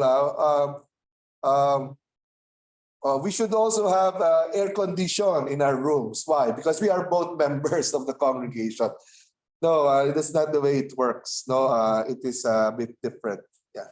So I don't know if I was able to answer your question, Sister. Thank you, Father. Thank you. While we both are members, the prerogatives are a bit different also. That's the way life functions, and that's the way life is actually. Even in the house, in the family, everyone is a member of the family, but the prerogatives of parents are different from the prerogatives of the children. Thank Yes. you, Father. Okay. Okay, let's proceed to until while we still have some time, obligations and rights of institutes and the members of the religious institutes. First, I already mentioned before, community life is a clear obligation of religious, no? Because by definition, a religious institute is a society in which the members not only pronounce public vows, but they live fraternal life or sisterly life also in common. So that is a number one obligation, community life. So therefore, residence is required, no? The religious are not only reside in their religious house, but to also observe common life. And they are not to stay elsewhere except with the permission of the superior. So if you are a priest, and even more so a sister, if you will not be sleeping in the house, the superior has to know. Okay? Also part of common life is our vow of poverty. Now, when we receive something from outside, from a friend or a donation, this has to go to the community. That is our vow of poverty. It has to go whoever, to the minister, the procurator, or the rector. But it should be part of our common life to surrender these. That's part of our vow of poverty. Now for religious, I'm talking about religious, because I was a bit surprised when I heard that a particular religious congregation of men, they're allowed to keep anything that are given to them. And then if they need something beyond that amount, then they have to request for support from the religious superior. That's very dangerous, and I don't think that is correct. No, because we are vowed religious. Otherwise, you have religious who are rich, others are poor. So I mean, it should not be done. I'm sorry, but that's it. No? Other question. Yeah, sister, please. With that, Father, what if your major superior will say, example, it's Christmas, and she will declare, whatever gifts you receive for Christmas, so you can just keep it, don't surrender. Okay, that's okay, sister. No, syempre enjoy naman tayo din, ano? Gifts, no? Yeah, that's possible, and it's totally acceptable. That within this period of time, then you can keep those gifts during this time, no? And if you have extra, just surrender it to the community. If you have extra, that's okay, sister. But as a way of life, a kind of a way of life, when religious priests celebrate mass, they keep everything, the money that they get. Yeah, that's the way to destroy community, I think. When you see that people are richer than the others have a car, others don't have a car. Again, the thing there is whatever like these amenities like vehicles should be for common use or something that is used in relation to one's position. For example, as president, I don't have a car actually. So we use the common car of Loyola House of Studies. But after the term of office, for example, of the president of Ateneo, Father Bobby Yap, he does not own the car anymore. It belongs to the office. Okay.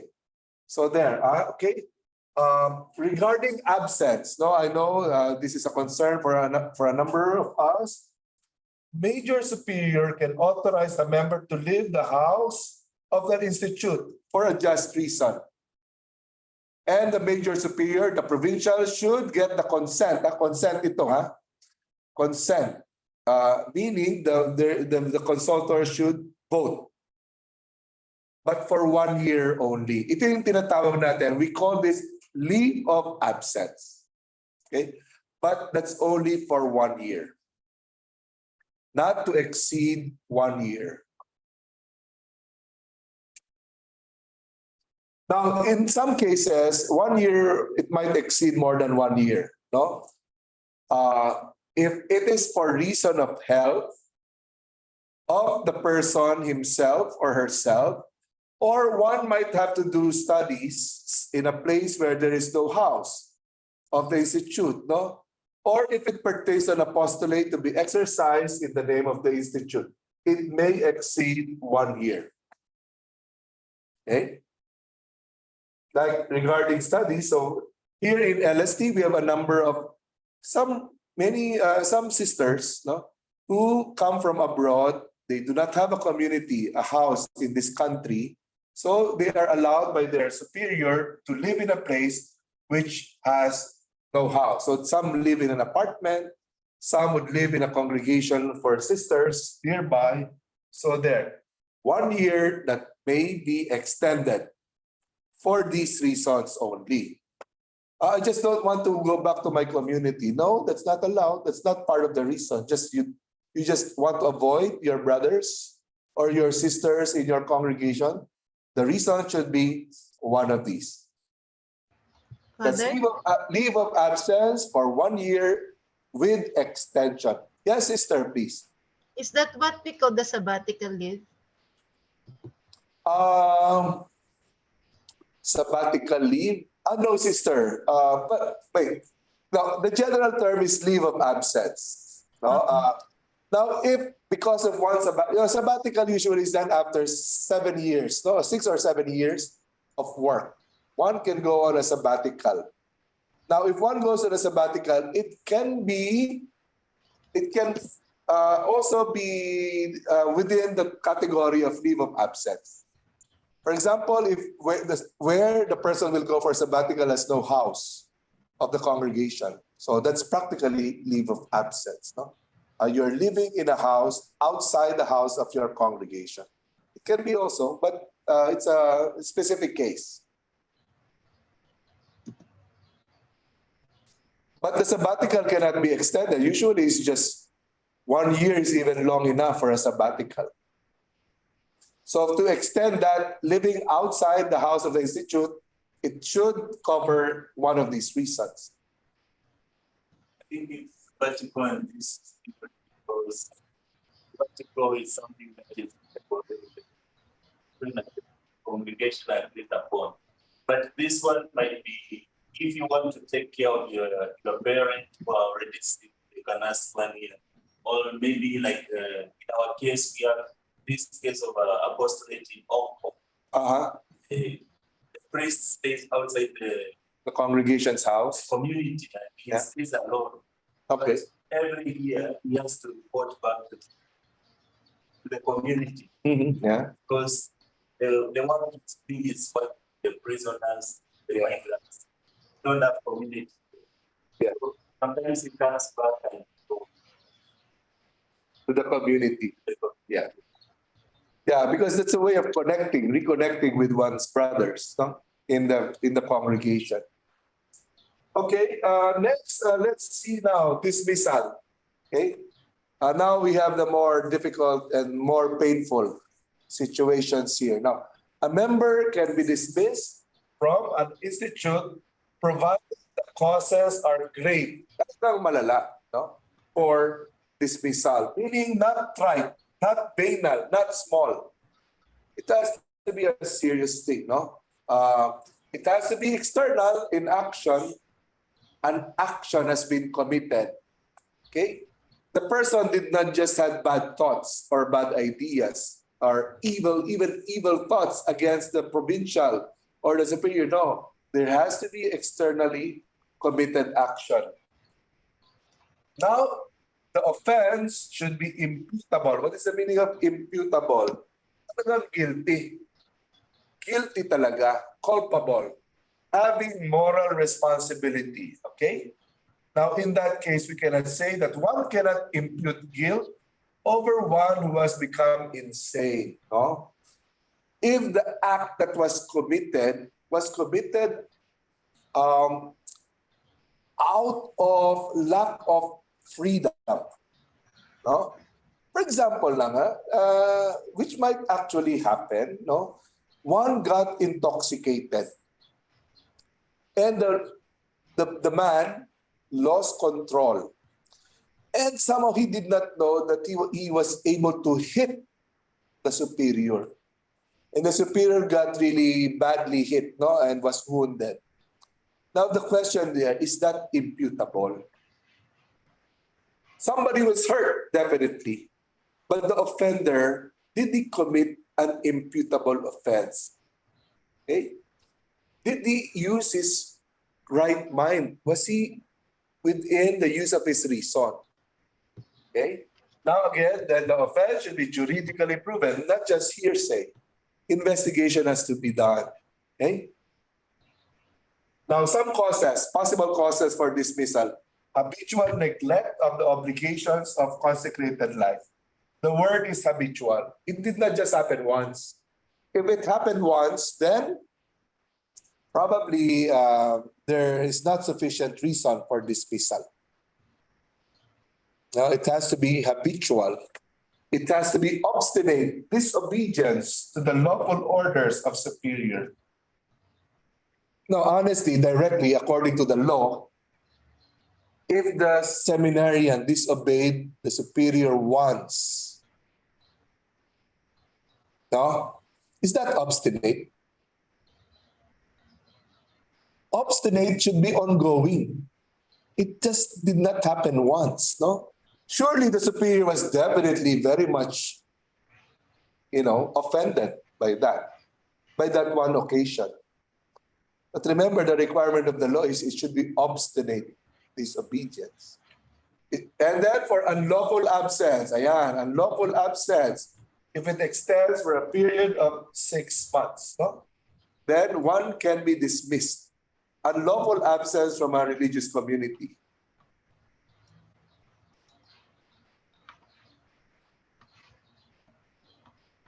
Okay? Yes, please. What if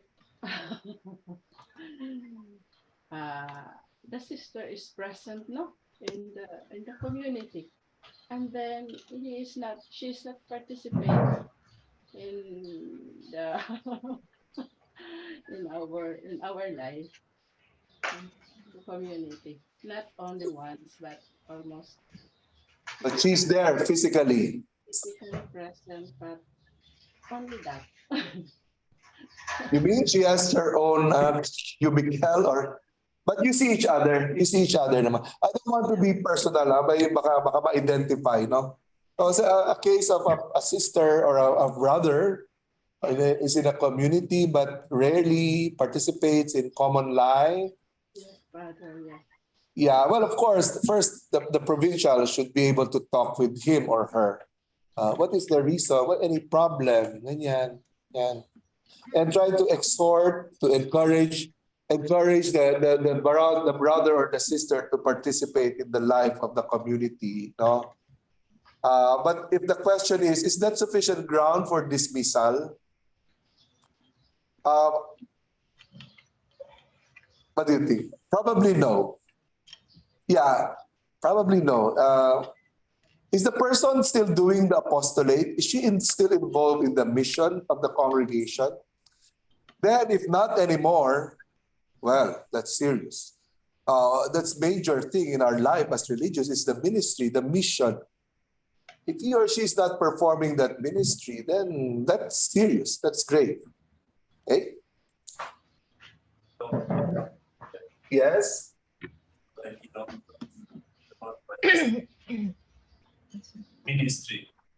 You have no space in that congregation. Yes. If you're not participating in the ministry of the congregation, then you have no place in that congregation. Okay? Okay, let's continue this. All these are connected. So we already have a leave of absence. No? How long? 1 year. Can be extended by another year or so. Now, this is exclustration requested from the institute.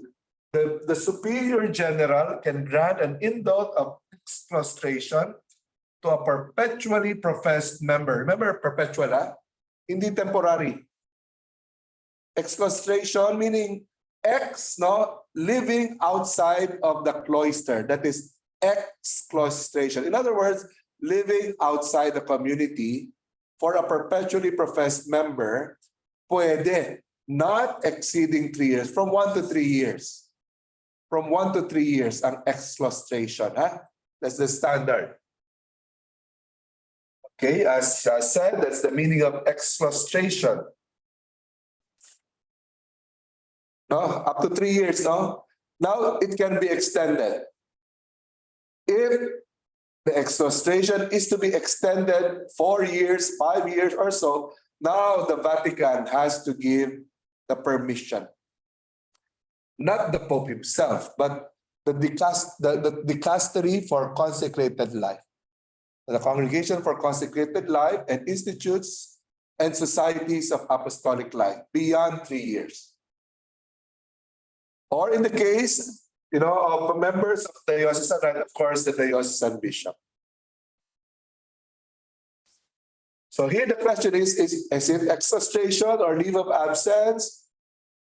Leave of absence can be granted to those in temporary or perpetual vows, either. Puede. 1 year can be extended due to these reasons. Now for exclustration only for those in perpetual vows. At 3 years, now what might be the cases of exclustration? No? Serious reflection on vocation. In many cases, this is a time when those deciding to leave the congregation, they live outside of the congregation to discern their vocation. Or they might actually be on the way out already. And then they care for their parent, for an ailing parent. That's another situation. It can be up to 3 years. Huh? Yes? Now an exclustration can be imposed also, no? The general can impose exclustration. Okay, the supreme moderator, the general, will request impose exclustration, and it should be granted by the Vatican. The congregation, the dicastery for consecrated life, on a member of a pontifical institute, a pontifical rite, or it can be requested from the diocesan bishop for institutes of diocesan rite. No? Okay, so therefore, if exclustration is to be imposed on a perpetually professed religious, the supreme moderator cannot do it on his own. The reason is because of the perpetual vows. And it is only the Holy See can grant and impose exclustration. Now, you could imagine this might be very, very serious reasons. Sexual abuse that can be required, no? Requested by the general. Okay, before we go, it's time already, just to check if you might have some questions regarding exclustration before we go. Father, excuse me, is sabbatical leave can also be imposed by the Supreme Moderator. Sabbatical leave.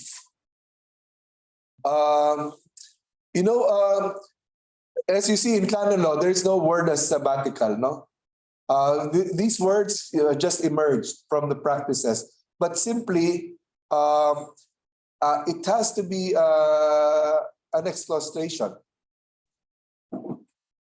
Yeah, so because what might be a possible reason for imposing an sabbatical? Yeah, actually for us, Father, it's in our constitution. After 10 years, the sister can apply for sabbatical leave. Okay. But there are cases that after 10 years, they may not see the need, but the Supreme Moderator is seeing the need. That For the a sister to go on sabbatical. So can this be imposed? Yeah, it can be imposed if it is part of your congregation's guidelines that a sister should go on a sabbatical.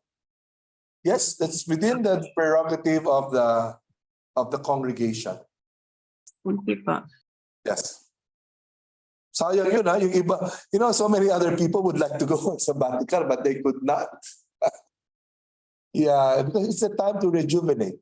Usually 7 years after continuous heavy work. So not just light work. No, some have very light work. Maybe they don't need a sabbatical. But if you're kind of really exhausted after real major work, then you can it can be requested. Other questions you might have before we go? Okay, sige. So we'll see each other again to continue this part of our course, which is kind of very relevant to our religious life and to our situation. As you will see, the topic of our next class will be separation from the institute. Okay? So you see, we are a big ship with some mouses getting out. I'm leaving to spend more time with my family. But this will be about separation from institute. I mentioned earlier about transfer. The transfer from one congregation to another is one form of separation from the institute. Okay, so let's pray. I forgot to have our opening prayer. Let's have our closing prayer now. In the name of the Father, and of the Son, and of the Holy Spirit. Amen. Amen. So let us thank the Lord once again for this class. Personally, I'd like to thank the Lord for restoring my voice so I could teach more with ease. Thank you for everyone attending the class. We thank you for the sharing of experiences, the sharing of our ways of proceeding with one another so that we can learn together these various aspects of our life, in particular with focus on our canon law. We ask you, Lord, to continually assist us in our various assignments, in our ministries. Whenever we're tired, please give us rest and give us the inspiration to once again serve our sisters, serve our brothers. Ask for the Spirit of the risen Lord to inspire us in everything that we do. Glory be to the Father, and to the Son, and to the Holy Spirit, as it was in the beginning, is now, and ever shall be, world without end. Amen. In the name of the Father, and of the Son, and of the Holy Spirit. Amen. Salamat. See you next week. Amen.